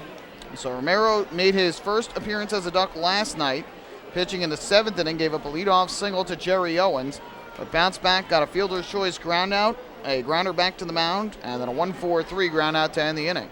1-0. That's a fastball on the outside corner for a strike to even the count at 1-1 on Vidal, who is 0 for 3 in the game, grounded into a fielder's choice double play and scored in the first, grounded out to third in the third, and popped to left in the 5th. 1-1. Breaking ball, left side and through, a base hit. That's over the second straight night. J.C. Romero gives up a leadoff single, and Somerset puts the leadoff man on in the top half of the 8th inning. Well, the final line for Ian Marshall tonight, not a bad start, not a great start. 7 innings of work, battled and gave up 9 hits and 4 runs. All are in the bright spot, though. He did not walk a single batter. It's the first time since his first start of the year, way back on April 26th at York, that he did not walk a single batter in a game. And he struck out 5, which is his most since June 11th at Bridgeport. Threw exactly 100 pitches, just like Irvine, but he threw 70 of his 100 for strikes. Irvine had thrown 65. First pitch fastball from Romero misses up high for ball 1 to Michael Burgess, who has had a nice night at the plate. It's 2 for 3 with an RBI double and a run scored in the first and an RBI single in the third.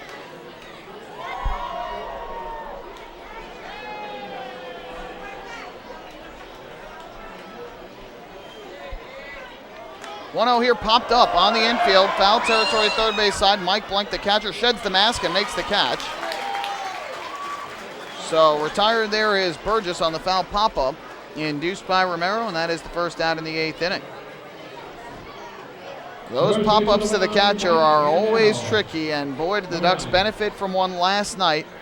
Prentice Redmond, with the Ducks trailing by a run, and the bases loaded in the bottom of the 9th inning yesterday, popped out in front of home plate. It looked like it was going to be the final out of the game, but Juan Apodaca could not make the catch, dove and had it go off his glove as the first pitch breaking ball misses up and inside here to Matt Gamble for ball 1.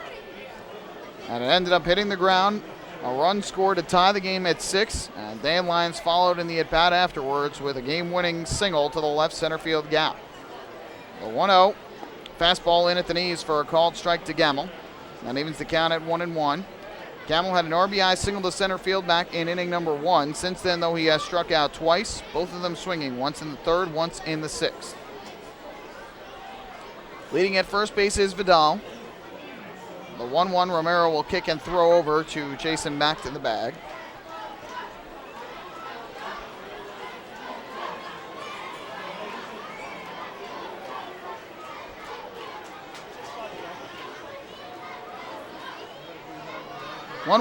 Swinging a foul tip at home plate.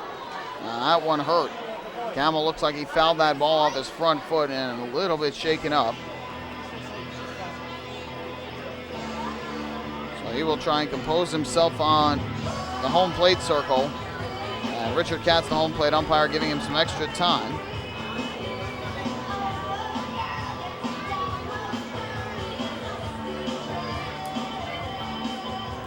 Advantage of the technical fireworks are coming up right after the ball game.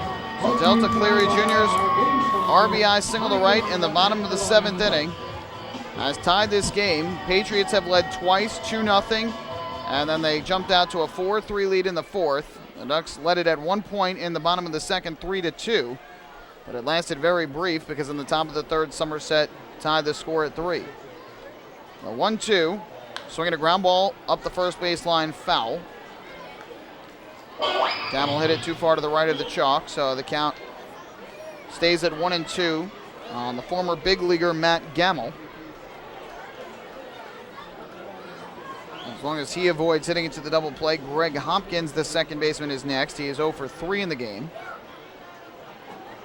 Patriots now with 10 hits tonight. Here comes the 1-2 again from Romero. The lefty set at the belt, kicks and fires, and this is swung on and grounded foul up the first base line. Romero is a big-time Major League veteran, and the highlight of his career was in 2008 when he was a member of the Philadelphia Phillies World Series championship team. Got the win in Game 5 of that series, which was the series clincher for the Phillies. A memorable year for them. They went to the World Series the year after, too, but lost to the Yankees. Throw over to first. Back safely again is David Vidal, who opened the inning with a single.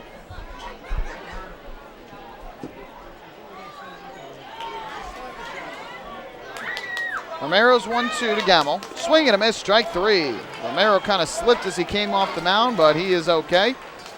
First strikeout as a Duck for J.C. Romero, and that is the second out of the inning. 6th strikeout for Ducks pitching tonight, 2 away, and that will leave it up to the second baseman, Greg Hopkins, but with a righty coming up to the plate, Kevin Baez is going to go to his bullpen most likely, and he wants to set up the righty-righty matchup, so Kevin Baez has gotten to the mound.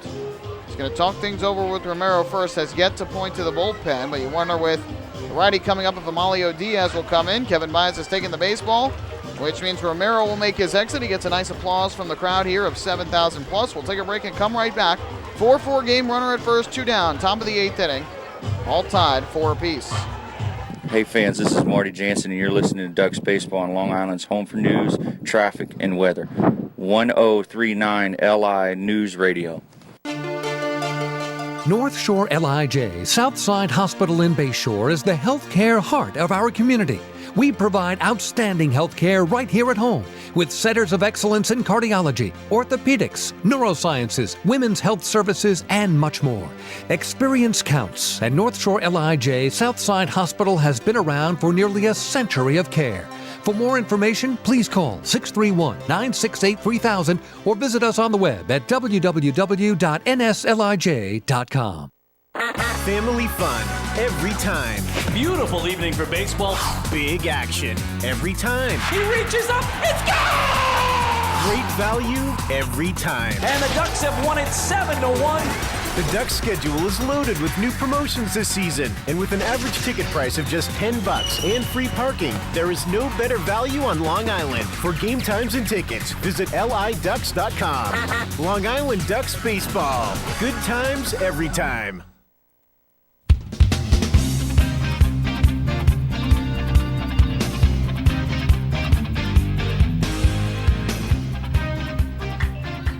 exciting game between the Ducks and the Somerset Patriots. First time these two teams are meeting on this field here in 2015. It took all the way until July 3rd, the last 3 games of the first half of the season. And this was setting up to be some series because the Ducks and the Patriots entering the final week of the season, the final really 2 weeks. The Ducks were right there in the thick of things. But unfortunately for Long Island, they lost 5 of 6 in Sugar Land. Somerset kept winning. And the deficit for the Ducks fell to 4.5 games. And despite the Ducks sweeping all 4 games from the Lancaster Barnstormers this week, the Somerset Patriots did the exact same to the Camden River Sharks on the road. And with their win yesterday, clinched the first half Liberty Division title. And so the Ducks do not get the guaranteed playoff spot. And that means that this 3-game series loses a little bit in terms of that excitement. But the Ducks still need to get those wins. And the first pitch is a fastball low and outside from Nick Struck, who has come in to take over for J.C. Romero, who gave up a single but then got 2 straight outs, including a strikeout of Matt Camel. And now trying to get Hopkins as Kevin Baez sets up the righty-righty matchup with Hopkins facing Nick Struck. Throw over to first, and back safely there is David Vidal. Struck pitched in yesterday's game through 1 inning, gave up a hit and a run on 1 walk through 13 pitches, 8 for strikes.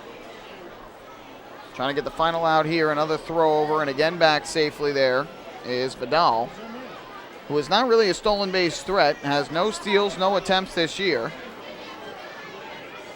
Nick Struck wants to keep him close. That'll be a 1-0 coming here to Greg Hopkins from the right side. Struck deals. And Hopkins takes low and inside for a ball 2 from Struck.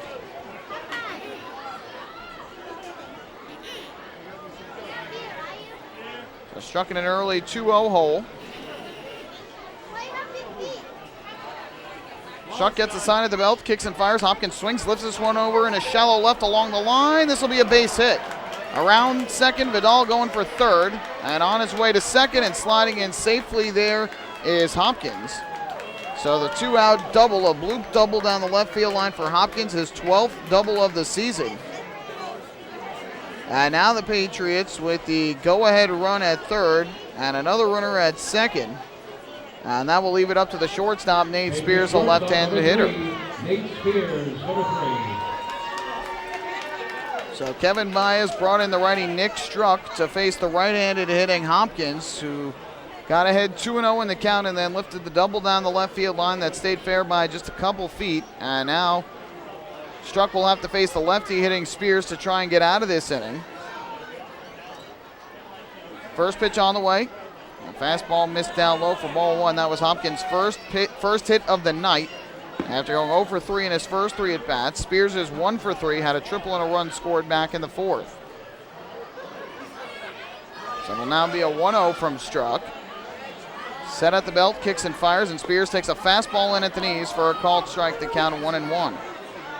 On the year, Nick Struck has a record of 2-2 with a 2.21 ERA in 21 games, has allowed just 5 runs in 20 1/3 innings of work. Looks in for the sign, now the 1-1. Kicks and deals, and Spears swings and misses at the fastball. No, he just fouled it off. Just dribbled it through the legs of Blank. Saw it squirt through. But Blank didn't chase after it, so it must have been fouled off.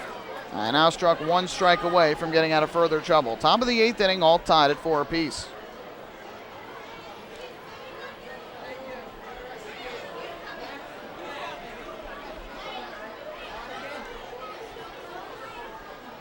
Struck gets the sign, comes set. The runners lead from second and third. The 1-2 to Spears, swung on and fouled back to the screen behind home plate.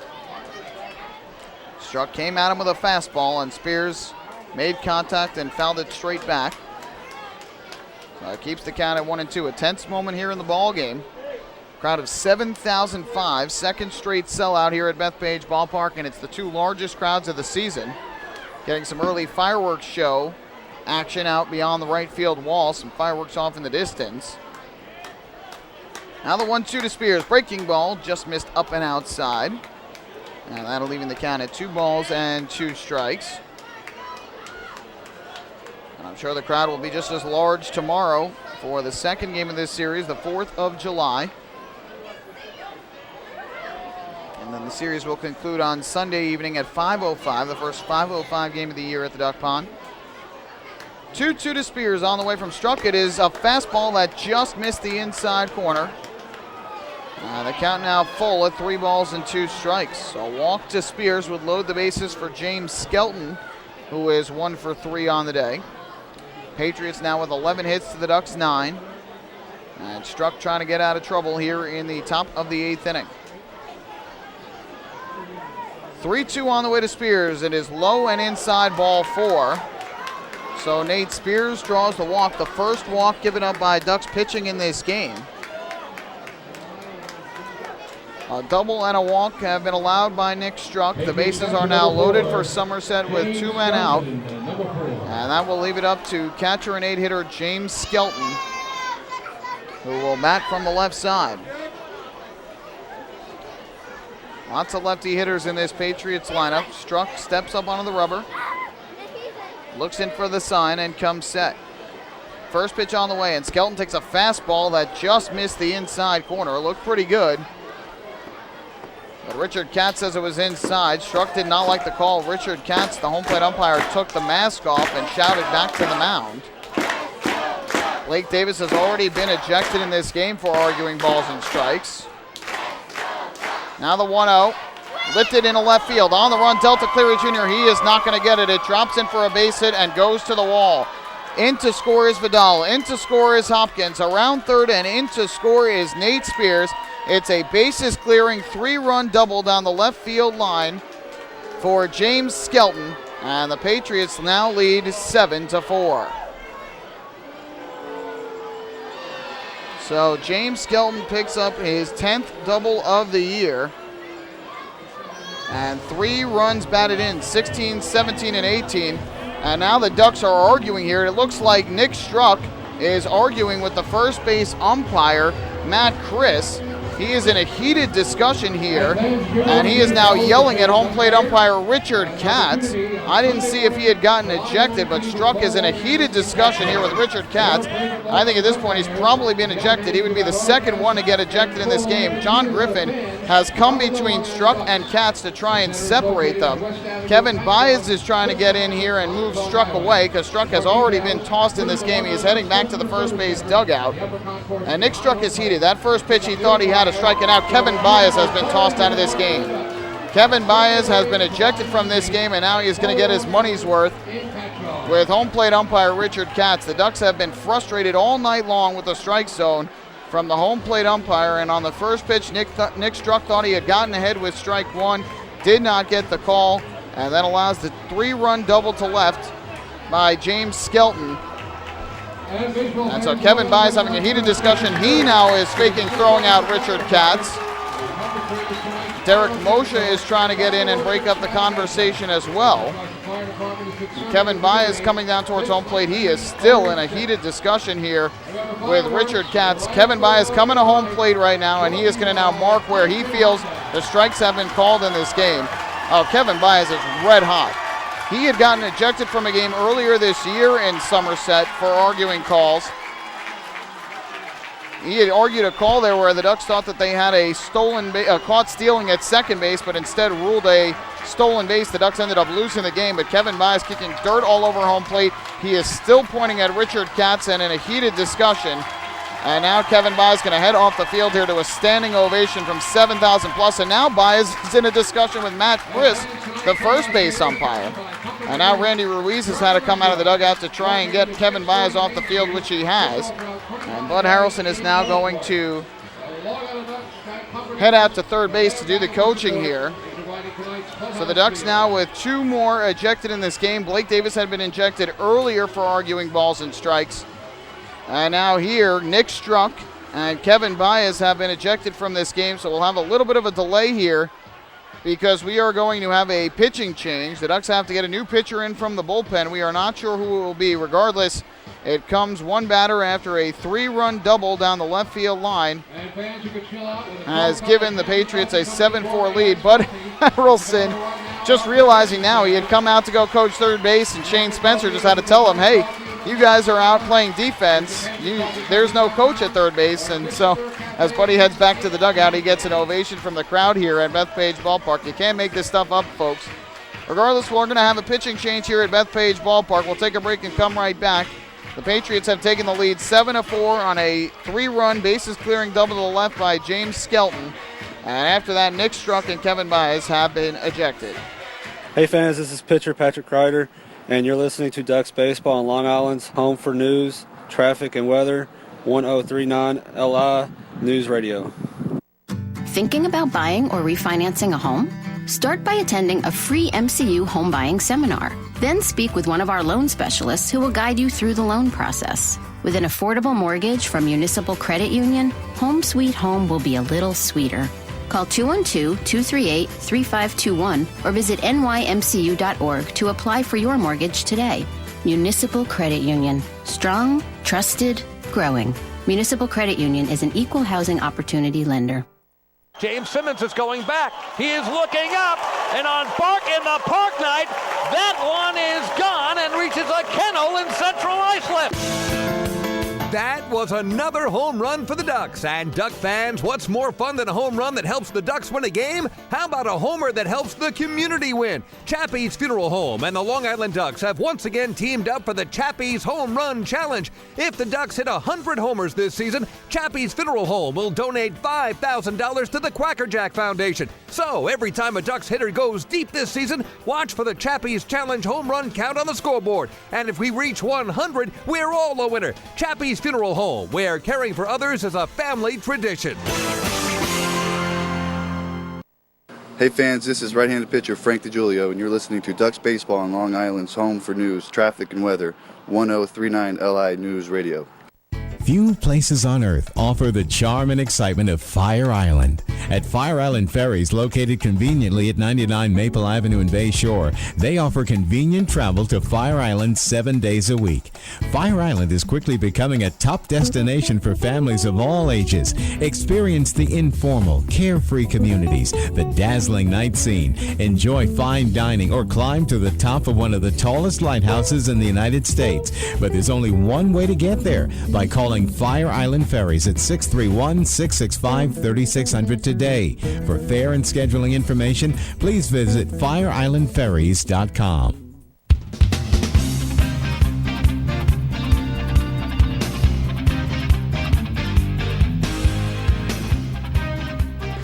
Well, what was a good game between the Ducks and the Patriots. Still has been an exciting one, but unfortunately for the Ducks, they have now fallen behind by 3 runs, 7-4 on a bases-clearing 3-run double by James Skelton, which came after Nick Struck came into the game to relieve J.C. Romero and allowed a double, a walk, and then the bases-clearing double.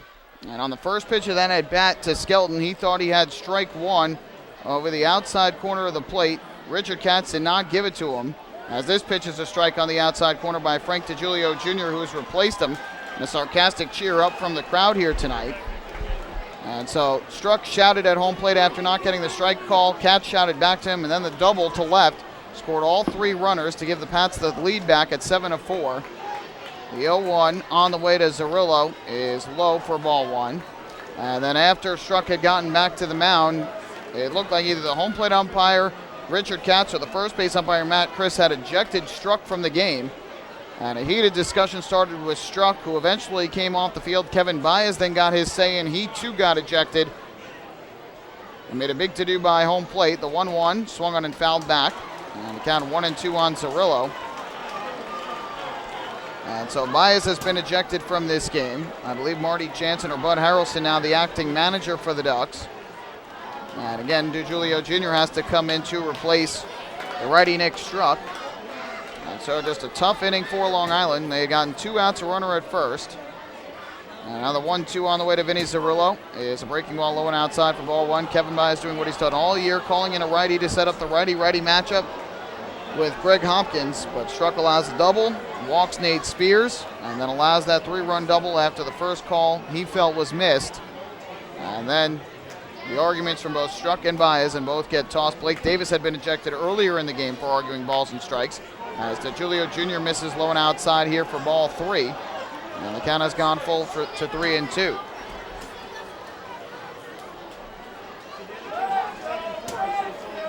Payoff pitch coming here to Vinny Zerillo. Fans want some breadsticks here at Bethpage Ballpark, hoping Zerillo will strike out. Here's the 3-2, and it's up and outside for ball 4. That is now 4 straight Patriots batters to reach. Zerillo on for the second time safely tonight. And now 2 on with 2 out. For Thomas Neal, 5 seconds station identification here on LI News Radio.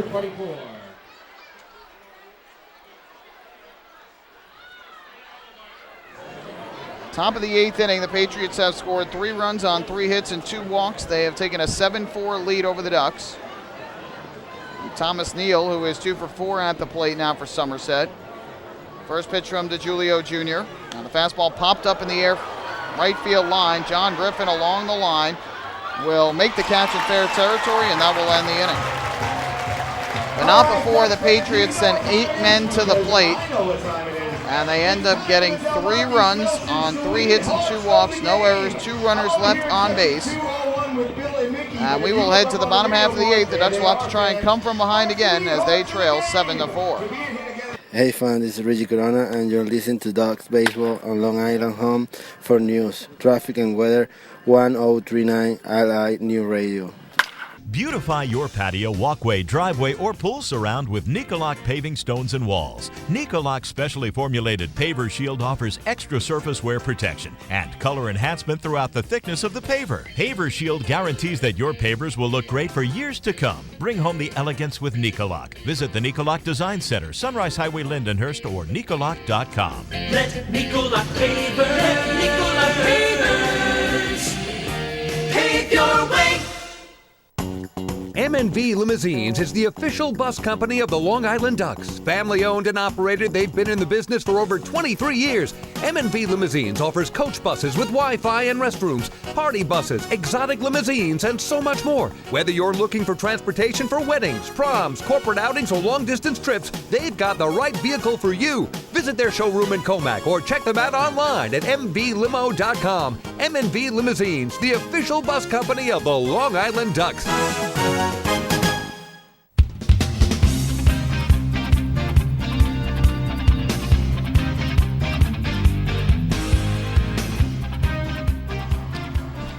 We go to the bottom half of the 8th inning here at Bethpage Ballpark. There is a new pitcher that is in for the Somerset Patriots, and that is Andrew Carrigan. He has taken over for Kyler Newby, who is now all of a sudden in line to get the win, despite allowing the Ducks to tie the score in the bottom half of the 7th inning. He went 1 inning, gave up a hit and a run, which was earned, walked 1 and did not strike out a batter. Gave up the leadoff walk to Brian Sabatella, who stole second, and scored on the RBI single to right by Delta Cleary Jr. So Carrigan will come in, and he'll face Griffin, Corona, and Blank. And the Ducks will have some wood to chop again. They did come back from 3 runs down in last night's game. Actually came back from deficits of 4-0 and 6-3, and eventually won it 7-6 with a 4-run 9th inning. So we've seen it before from the Ducks that they certainly can come back from these deficits, and they will try and do it again here tonight. And they'll have to face the righty Andrew Carrigan. As of now, Carrigan comes in and Kyler Newby is in line for the win because the Patriots just took the 3-run lead in the top of the 8th. J.C. Romero would be the loser since he gave up the 1 run. The run charged him was the leadoff single by David Vidal had scored on the bases clearing double by Skelton, so technically he would be in line for the loss, although it was Nick Struck who gave up that 3-run double. First pitch here is a breaking ball in for a strike to John Griffin. The count 0-1 again. Bud Harrelson is now coaching down at third base for the Ducks, so he likely has taken over as an acting manager for Long Island. After Kevin Byes was ejected, the 0-1 breaking ball outside corner again to Griffin. The count 0-2. Griffin has struck out, popped to right, and grounded to the catcher in his 3 at-bats tonight. It's after a tough series against the Barnstormers. 0-2. Fastball just missed away. Griffin in the series was 3 of 17 with 3 RBIs and a walk.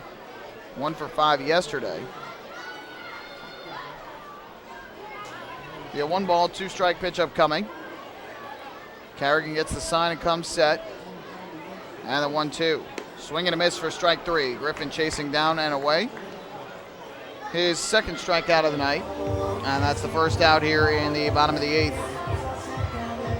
Numbers on the year for Andrew Carrigan. 22 games. He has a 1-2 record with a 3.63 ERA, 1 save. In 22 and a third innings, has given up 14 hits, 9 runs all earned, 13 walks to 23 strikeouts. Opponents hitting just 177 against him. Here's Reggie Corona, who has 2 hits and 3 at-bats with a run scored. First pitch here, line in the left, may get 3 hits and 4 at-bats as Corona goes the other way for a base hit. So he is on at first with 1 out. For the Ducks, that's their 10th hit of the ball game. Each team now in double figures in the hit column. Pats with 12, the Ducks with 10.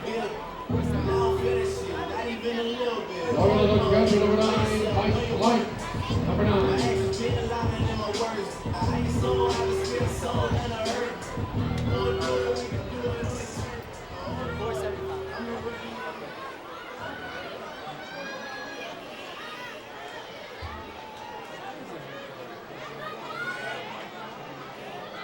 First pitch on the way to Mike Blank, misses low for ball 1. Blank has drawn walks in each of his last 2 plate appearances. He struck out his first time up, but walked in the 4th and walked again in the 6th.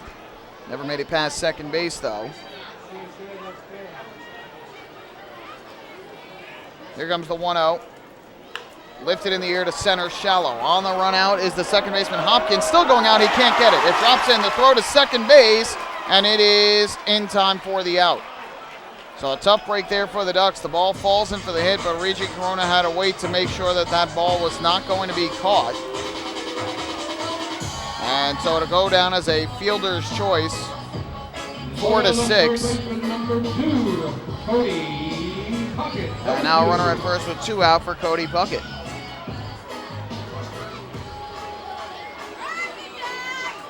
And a tough night for the Ducks. They have fought admirably in this game. They came back to take the lead after falling behind early. Then they came back to tie the game in the 7th. But the tough calls on the strikes or balls from home plate umpire Richard Katz have caused the ejections of 3 different Ducks players in tonight's game. And then the double to left field gives the Patriots the 7-4 lead. And in addition, the Ducks have had several hits robbed by Hopkins in this game. And there they get a bloop single, or so they thought. But Hopkins ends up coming back and making the play at second base. First pitch to Cody Puckett, misses low and outside for ball 1. This is Puckett's first at bat of the game. He took over defensively in the 7th after Blake Davis was called on 3 straight strikes over the outside part of the plate in the 6th inning and didn't like the calls on each one. Got ejected by the home plate umpire Richard Katz. Here Puckett takes low and is now ahead 2 balls and no strikes on the year. Cody is hitting .271 with 4 homers and 23 RBIs in 63 games. He is an Atlantic League All-Star. Will represent the Ducks at the All-Star game on Wednesday in Bridgeport, along with 6 fellow teammates, including the man waiting on deck in Dan Lyons. 2-0 count here. Good hitters count to Puckett. Carrigan deals. Now the breaking ball's on the outside corner for a strike. At the knees, the count 2-1. The pitcher Carrigan is spelled C-A-R-I-G-N-A-N. That first N, though, is silent, so it's like it's not even there. Carrigan. 2-1. Swing and a miss. Cut through the fastball from the right-hander. And that'll even up the count at 2-2.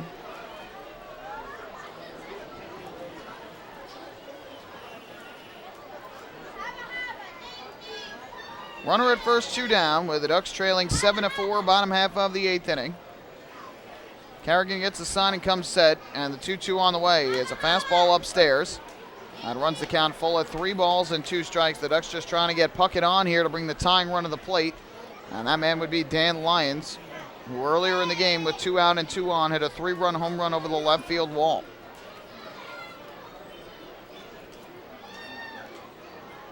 Carrigan gets the sign from his catcher, Skelton. Blank leading at first. The pitch on the way, popped up foul territory, first base side. Chasing towards the dugout, Matt Gamble, the first baseman, reaching into the dugout and making the catch is James Skelton. What a play. Skelton reached over the dugout railing into the Ducks dugout and made a basket catch for the final out of the 8th inning to retire Cody Puckett. So in the inning for the Ducks, no runs ahead. They leave 1. And we'll head to the 9th at Bethpage Ballpark. It is the Patriots 7 and the Ducks 4. Hey fans, this is relief pitcher Bruce Kern, and you're listening to Ducks Baseball on Long Island's Home for News, Traffic, and Weather, 1039 LI News Radio.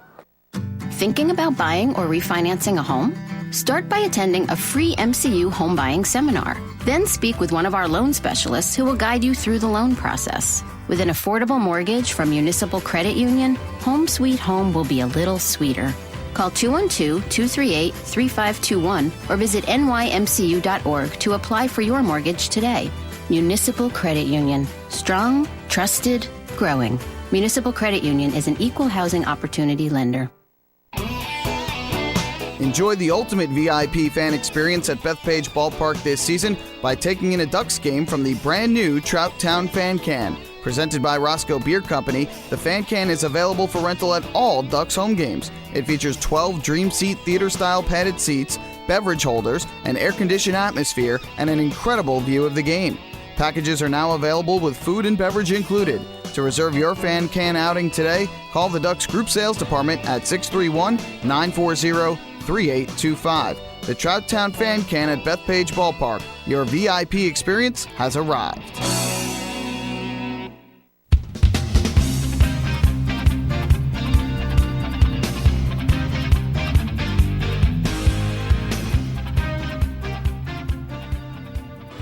To the 9th inning we go here at Bethpage Ballpark. It is the Patriots leading the Ducks 7-4 in the opening game of this 3-game series. Frank DiGiulio Jr. back to the mound for his second inning, full inning of relief after he took over with 2 outs in the 8th inning, gave up a walk but got out of further trouble.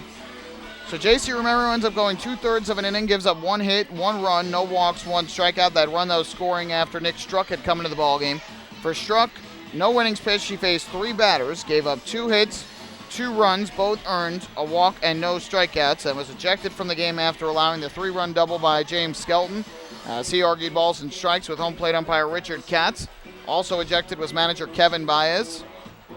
And then DiGiulio Jr. came in, walked Vinny Cirillo before getting Thomas Neal to pop out to first and end the threat. Michael Pollack bringing you all the action. Thank you so much for joining us here on your Friday night. Whether you're tuning in here on the flagship radio station for Ducks Baseball, that's 103.9 FM LI News Radio, or online on the Ducks official YouTube channel, youtube.com/DucksBaseball and liducks.com. Here's Aaron Eggleston to lead off. He was the only batter that did not come to the plate in the 8th inning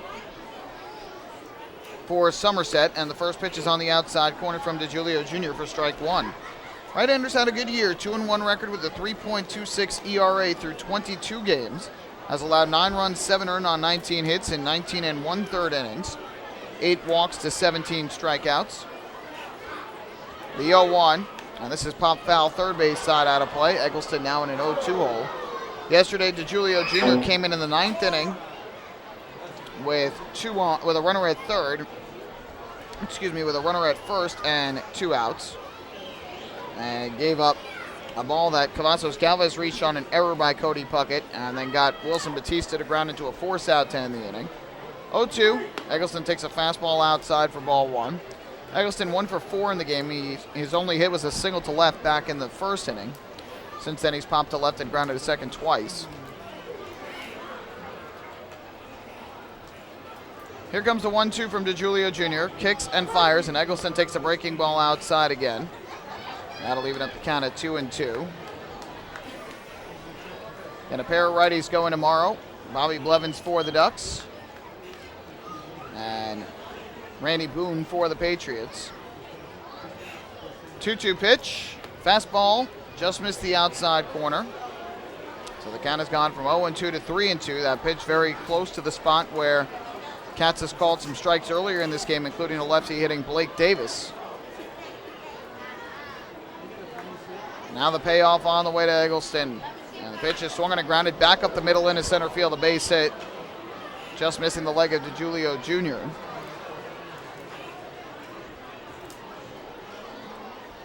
So Aaron Eggleston picks up the 13th hit of the night for the Patriots. David Vidal. Number 8. Runner at first, nobody out. And here's the man who started everything in the 8th inning. It is the third baseman, David Vidal, who is 1 for 4 and has scored twice in the game.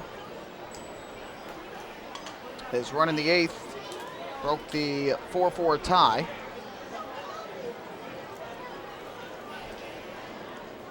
First pitch on the way from DeJulio Jr. And a fastball here, ripped here short. Lyons bobbled it, recovers, throws to second one on a first double play. That is, by my count, the fourth double play hit into by the Patriots tonight.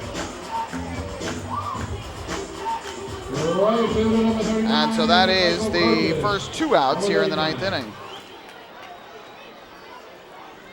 So the putouts go 6-4-3. Check that might be the third double play as I'm trying to look back through my scorebook here. Third double play hit into by the Patriots. 2 down here is Michael Burgess to the plate. Lefty batter. And the first pitch from DeJulio Jr. is a breaking ball on the outside corner for strike 1.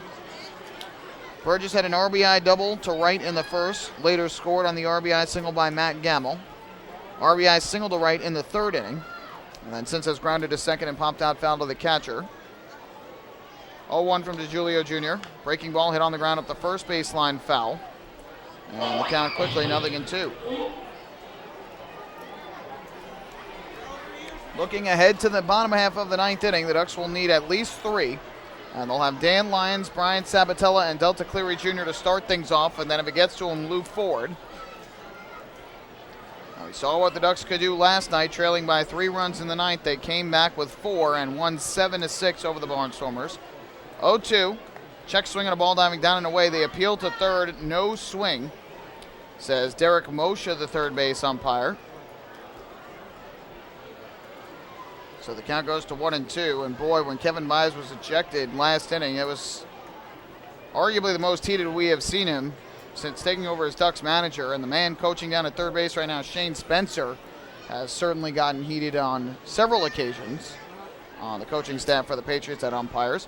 1-2, foul ball, third base side. We've seen it several times here at Bethpage Ballpark, him get ejected by umpires.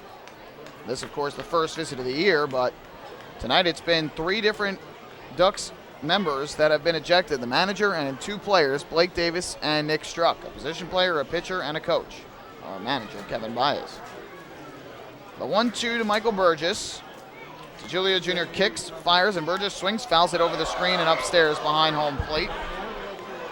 Well out of play. We'll do it once again at 1 ball and 2 strikes. If Burgess reaches Matt Gamble waiting on deck.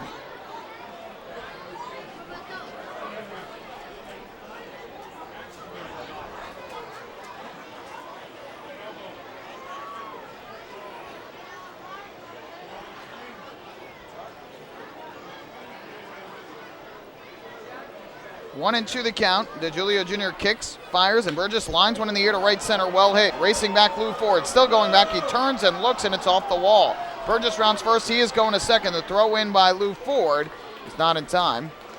And Michael Burgess has his 3rd hit, 2nd double of the ball game. Hit that one a long way to right center field. And for Burgess, it is double number 6 on the season. First baseman number 9, Matt Gamble. 2nd hit. Number 9. Given up. Second hit given up by DeJulio Jr. in the inning.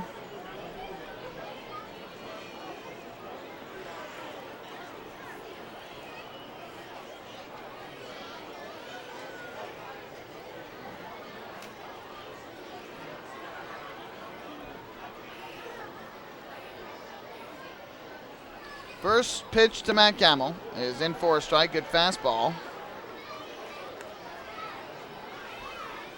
And the count 0-1. Gamble is 1 for 4 in the game. Had an RBI single in the first. Has struck out 3 times since all swinging. So Ducks hoping he'll get the golden sombrero here. 0-1 from DeJulio Jr. And Gamble swings and misses late on the fastball. And the count now 0-2. Ducks with the 9-hitter, Vinny Zerillo, as the Pizza Hut K-man today. But he has yet to strike out. Meanwhile, Matt Gamble, the first baseman, is on the verge of striking out for the 4th time in this ballgame. So it'll be an 0-2 pitch coming from DeGiulio Jr. Burgess leads at second with 2 out, and the 0-2. Breaking ball down low. He would not chase. And the count now 1 ball and 2 strikes.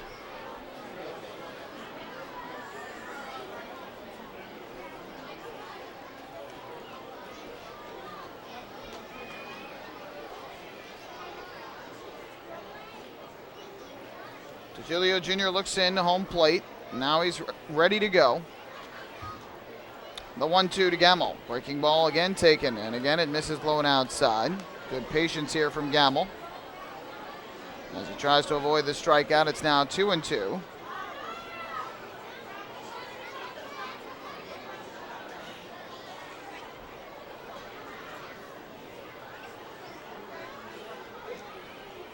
From the stretch, the pitch. Breaking ball up and away. And DeGiulio Jr. for the second time in this inning got ahead 0-2. He's thrown 3 straight out of the zone. So the count now 3 balls and 2 strikes. If Gamble reaches, the next hitter will be Greg Hopkins. And now the payoff pitch. Swung on and popped in the air to center field. Ford drifting to his right and left center will make the call. And he will make the catch to retire the side. So, 2 hits allowed by DeGiulio Jr. in the inning, but he gets out of trouble without giving up a run. Patriots leave 1 on the bases. And we will head to the bottom of the 9th. Can they do it for a second straight night? The Ducks trail by 3. They rallied with 4 runs last night in the bottom of the 9th to earn their 17th straight home win. And we will see if they can do it again here tonight. 7-4 Pats as we go to the bottom of the 9th inning. Hey fans, this is Kevin Byers, manager of the Long Island Ducks, and you're listening to Ducks Baseball on Long Island's home for news, traffic, and weather, 1039 LI News Radio. James Simmons is going back. He is looking up, and on in the Park Night, that one is gone and reaches a kennel in Central Islip. That was another home run for the Ducks. And Duck fans, what's more fun than a home run that helps the Ducks win a game? How about a homer that helps the community win? Chappie's Funeral Home and the Long Island Ducks have once again teamed up for the Chappie's Home Run Challenge. If the Ducks hit 100 homers this season, Chappie's Funeral Home will donate $5,000 to the Quackerjack Foundation. So every time a Ducks hitter goes deep this season, watch for the Chappie's Challenge home run count on the scoreboard. And if we reach 100, we're all a winner. Chappie's Funeral Home, where caring for others is a family tradition. Can't get enough of the Long Island Ducks? Well, now you can get even more inside info on your favorite hometown team through Facebook and Twitter. The Ducks are constantly updating fans through social media with scores, transactions, ballpark promotions, and much more. You can even win great prizes. All you'll need to do is make a free account on Facebook and Twitter, and then visit us at facebook.com/LIDucks and twitter.com/LIDucks. Think you're Long Island's biggest Ducks fan? Get connected now.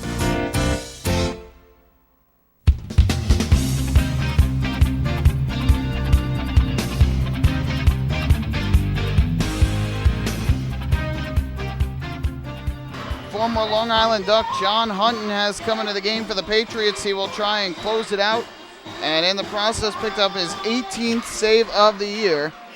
The Somerset Patriots have a 7-4 lead as we go to the bottom of the 9th inning.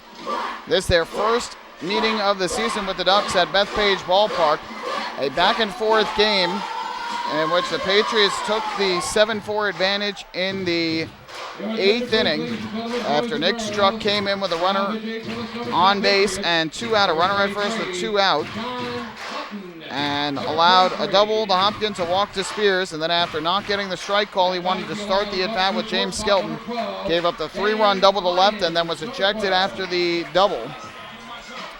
Now the Ducks, who rallied for 4 runs in the bottom of the 9th inning yesterday to turn a 6-3 deficit into a 7-6 victory, will have to try and do the same again and rally for 4 runs in the bottom of the 9th here to win it, or at least 3 to tie the game and force extras. And they'll have Dan Lyons, Brian Sabatella, and Delta Cleary Jr. to start. Lyons 2 for 3, Sabatella 0 for 3 with a walk, and Cleary Jr. 2 for 4. We'll see what the Ducks can do here against John Hutton. Lyons steps up to the plate to start. And the first pitch is a fastball in at the knees for a called strike 1. Lyons a 3-run home run to left in the 2nd inning, his 5th of the year, the most in a single season as a member of the Ducks.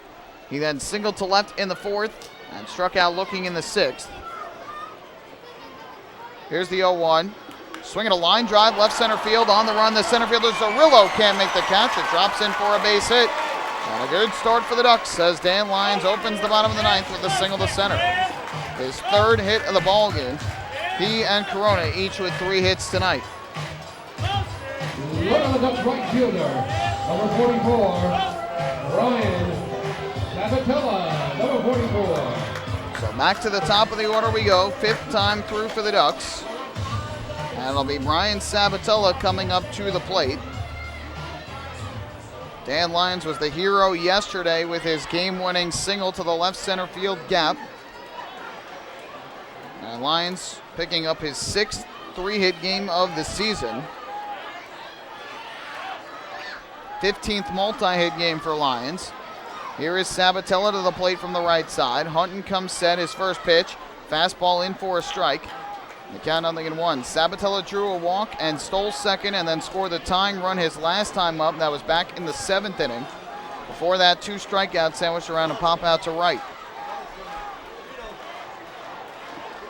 Here comes the 0-1, and he swings and bounces one slowly to short. Fielded there by Spears. Goes to second just in time to get Lyons. No throw to first. So a 6-4 fielder's choice hit into by Sabatella, and that is the first out.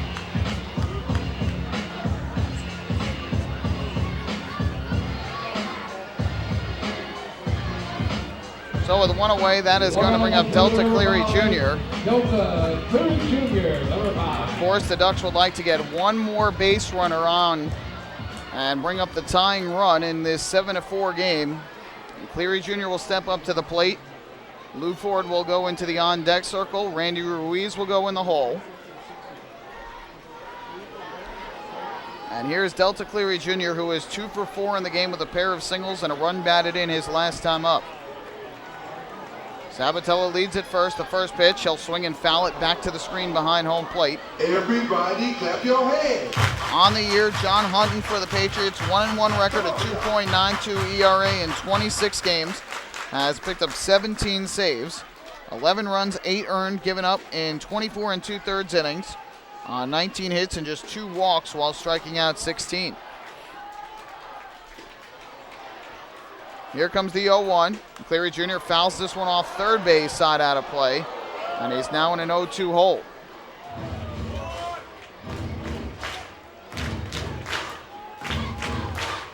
$7,005, second straight night with 7,000 plus here at Bethpage Ballpark.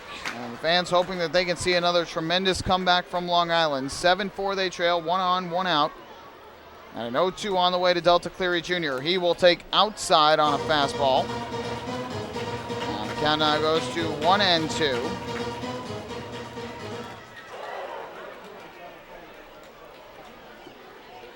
Switch hitter batting from the left side. Sabatella takes his lead at first base. A 1-2 pitch. Low in the dirt, blocked there by Skelton. Good eye from Cleary Jr. Now that'll even up the count at 2 balls and 2 strikes. Cleary Jr. was 4 of 9 in the series against the Barnstormers with a triple and 2 runs. Came up with a single in the 9th inning yesterday, an infield single to short. 2-2. Swinging a chopper toward short here. Fielded by Spears. He'll flip to second for 1. The turn to first. Not in time. Cleary Jr. just speeded out. So his speed is able to keep the game alive. A 6-4 fielder's choice again. And with 2 outs and a runner at first, that will leave it up to Lou Ford. The Friday night top hole player of the game, Long Island Ducks center fielder, number 20,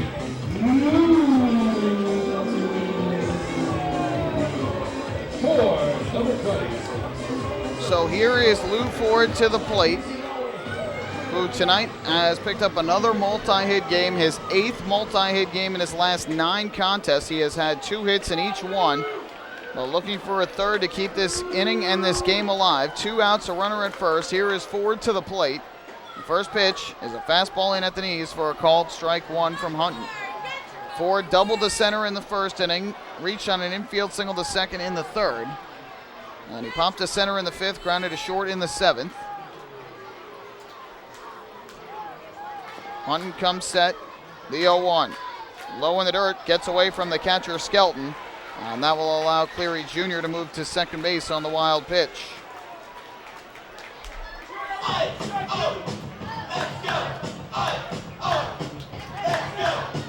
For John Hunton, that's his first wild pitch of the season. So the count now 1 ball and 1 strike. Ducks looking for at least one more base runner here to bring the tying run up to the plate. Randy Ruiz waiting on deck. Hunton shakes off his catcher Skelton, now gets the pitch he likes. 1-1 to Ford. Here's the pitch. He'll take low. And the count is 2 balls and 1 strike. Ford had 6 runs batted in the series against the Barnstormers. He was 6 for 15 at the plate.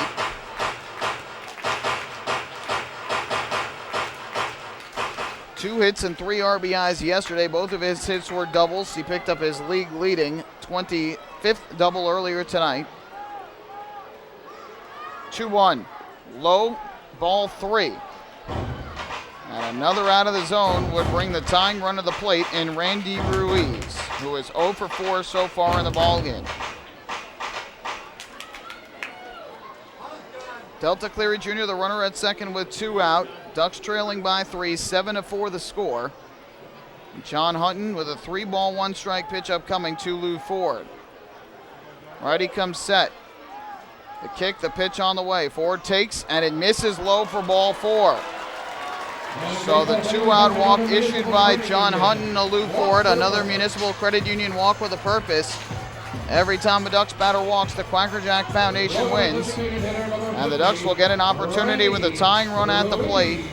Randy Ruiz will step up to the dish with Delta Cleary Jr. at second and Lou Ford at first. James Skelton will go out to the mound to talk things over quickly with John Hunton. Just a brief chat. Maybe a couple words said, and now back to home plate goes Skelton. Randy Ruiz will come to the plate. He is 0 for 4 tonight, has grounded out 3 times, once into a double play, and struck out swinging in the 3rd inning. They could change the game with 1 swing of the bat. Hunton is set. The first pitch on the way. Ruiz checks his swing and takes low and outside for ball 1. Hunton's last year, in 2014, he set an Atlantic League record with 49 saves. Time called here. Looking for number 18 of the season tonight. The Ducks' Ryan Cushmall leads the Atlantic League with 20. Cushmall an all-star this season. Hunton is not going to the all-star game. He will actually be returning home and trying to set up as his wife is due to give birth later this year in October. 1 out of Ruiz. He swings and grounds it up the middle. This is going to sneak through a base hit. Around third, Cleary Jr., he will score. Ford on his way to third. He is going to stop there. It's an RBI single for Randy Ruiz, and the Ducks have closed to within 2 at 7-5.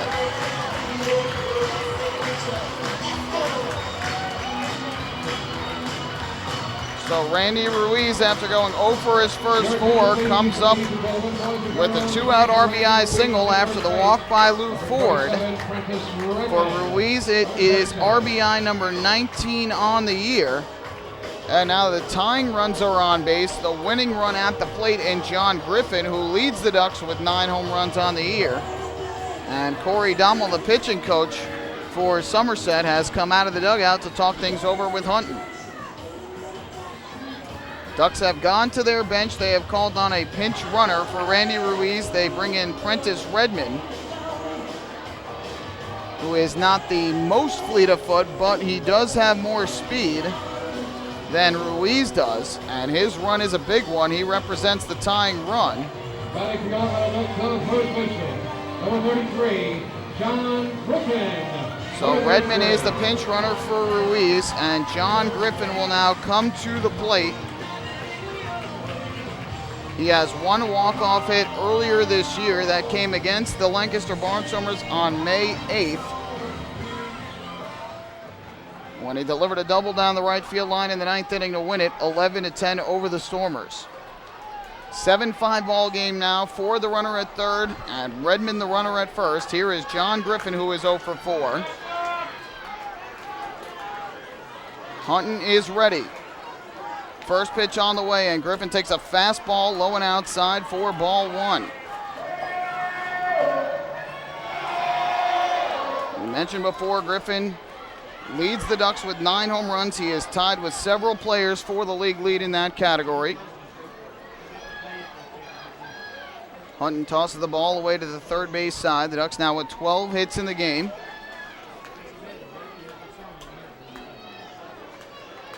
Now it'll be a 1-0. Hunton comes set, deals. Griffin takes low and outside again for ball 2. It is now 2 balls and no strikes. Good hitter's count here for Griffin. Now we'll see if Hunton throws him a pitch to hit. Tying run at first for the Ducks. Hunton looks in for the sign from Skelton. 2-0. Griffin swings, chops it foul, third base side.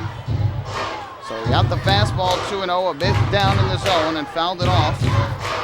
And the count 2-1.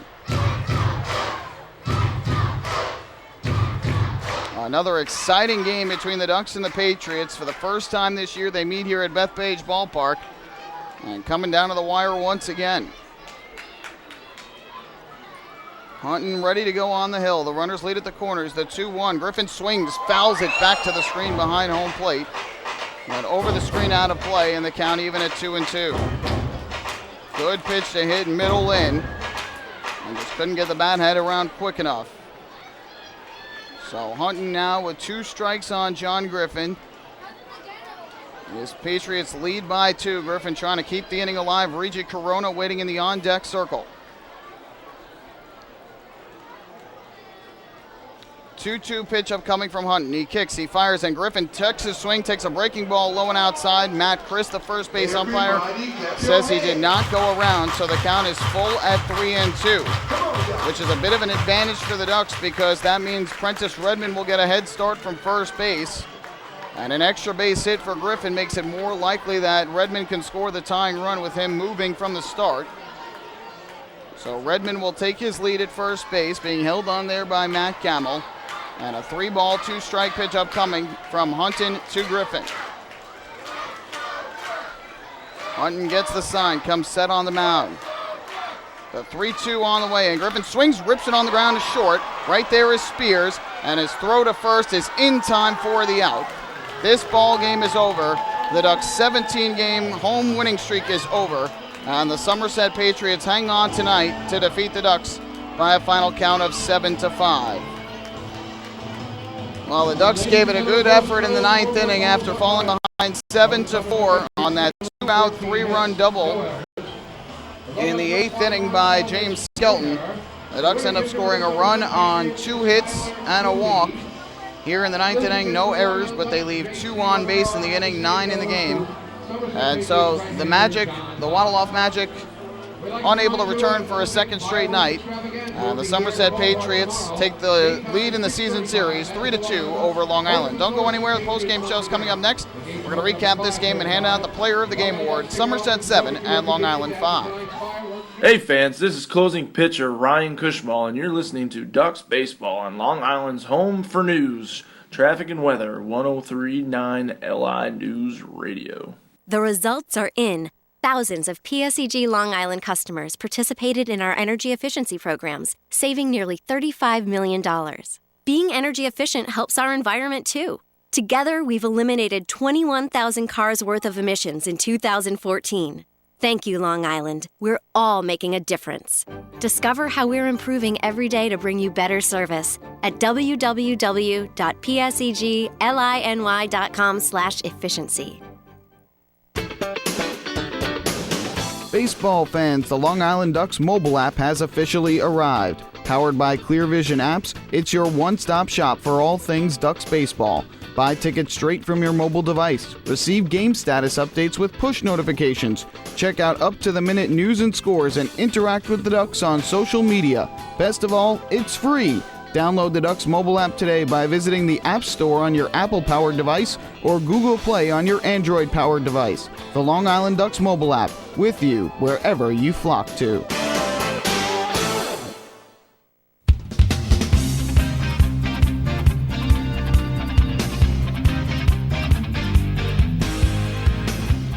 Back here at Bethpage Ballpark, where the Ducks' franchise record, its 17-game home winning streak, has come to an end. The Somerset Patriots defeating the Ducks tonight by a count of 7-5. It was a good one, a very entertaining contest between these two teams. Unfortunately, a couple ball and strike calls did not go the Ducks' way. It ended up helping lead to the bases-clearing 3-run double by James Skelton in the 8th inning that gave the Patriots their largest lead of the game at 7-4.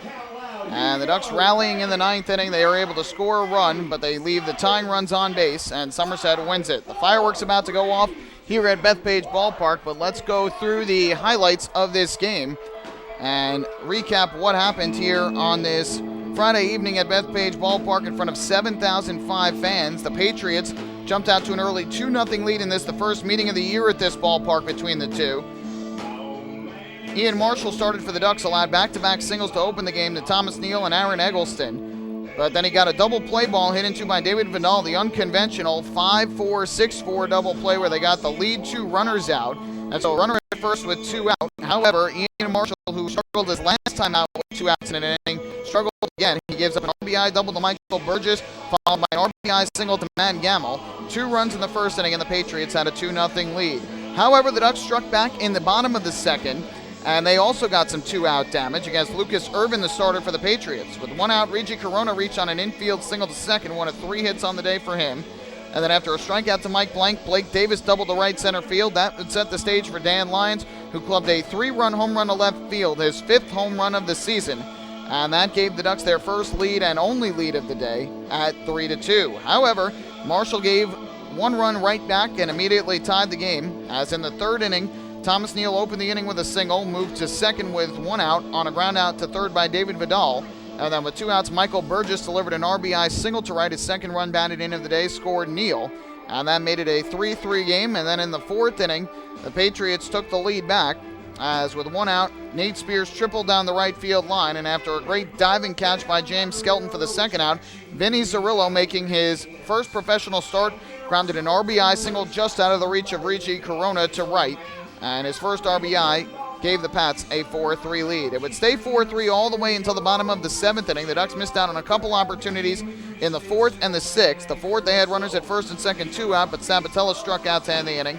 And in the 6th, they had first and second. This was called down to strike 3 and then ejected by home plate umpire Richard Katz, as he did not agree. And then Lyons struck out looking to end the inning. In the 7th, though, the Ducks were able to tie it against Kyler Newby, who came in relief of Lucas Irvin. As he walked Sabatella to open the inning, Sabatella then stole second and came home on the RBI single to right by Delta Cleary Jr. And so we were all tied at 4 after 7 innings of play. But the big turning point inning was in the 8th inning.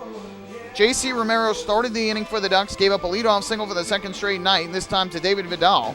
However, he bounced back, got Michael Burgess to pop out foul to the catcher, and struck out Matt Gamble swinging.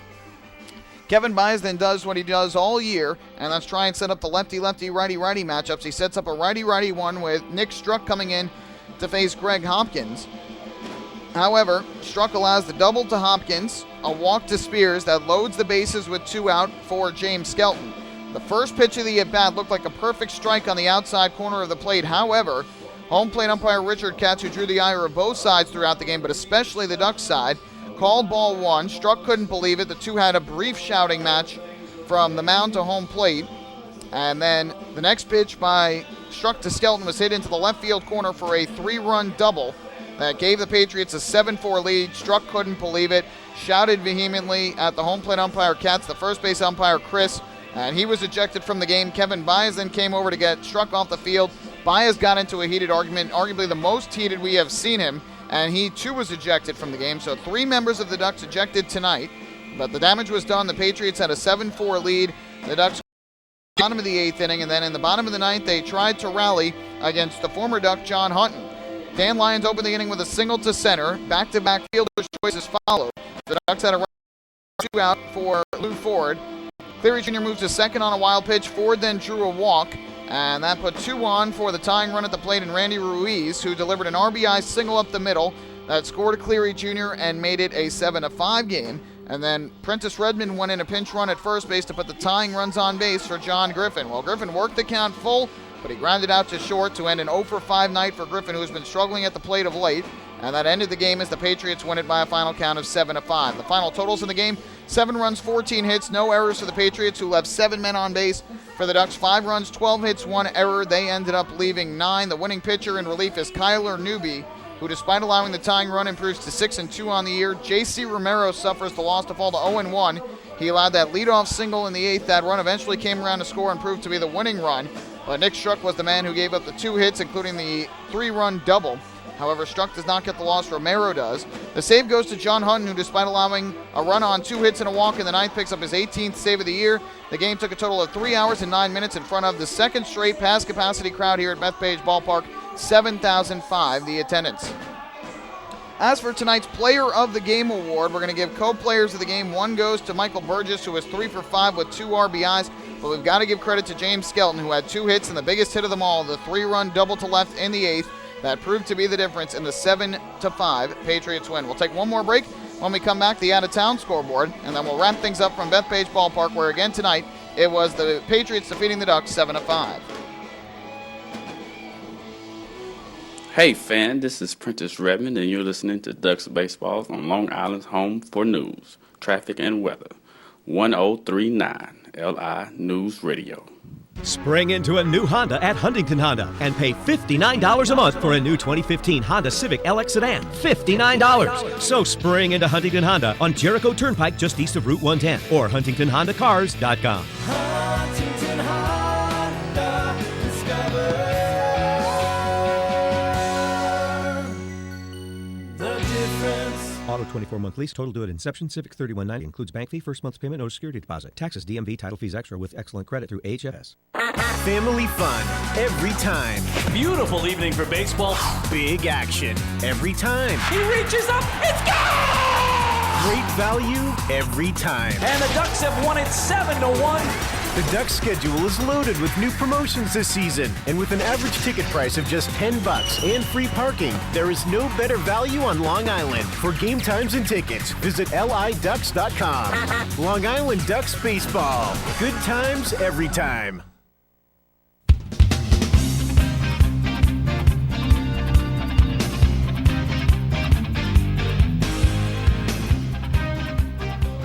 Back here at Bethpage Ballpark, the fireworks still going off here on 4th of July weekend. Unfortunately for the Ducks, it goes off after their 17-game home winning streak. A franchise record is snapped as the Patriots take the opener of this 3-game series. It is the Ducks' first loss here at home since May 31st, when they lost in extra innings to the York Revolution. An incredible streak for Long Island, but it had to come to an end at some point, and the Patriots just did enough to outlast the Ducks tonight. 2 games have gone final in the Atlantic League, one in Bridgeport, where the Revolution defeated the Bluefish 9-4. The winning pitcher was Rami Lewis, who improved to 5-6.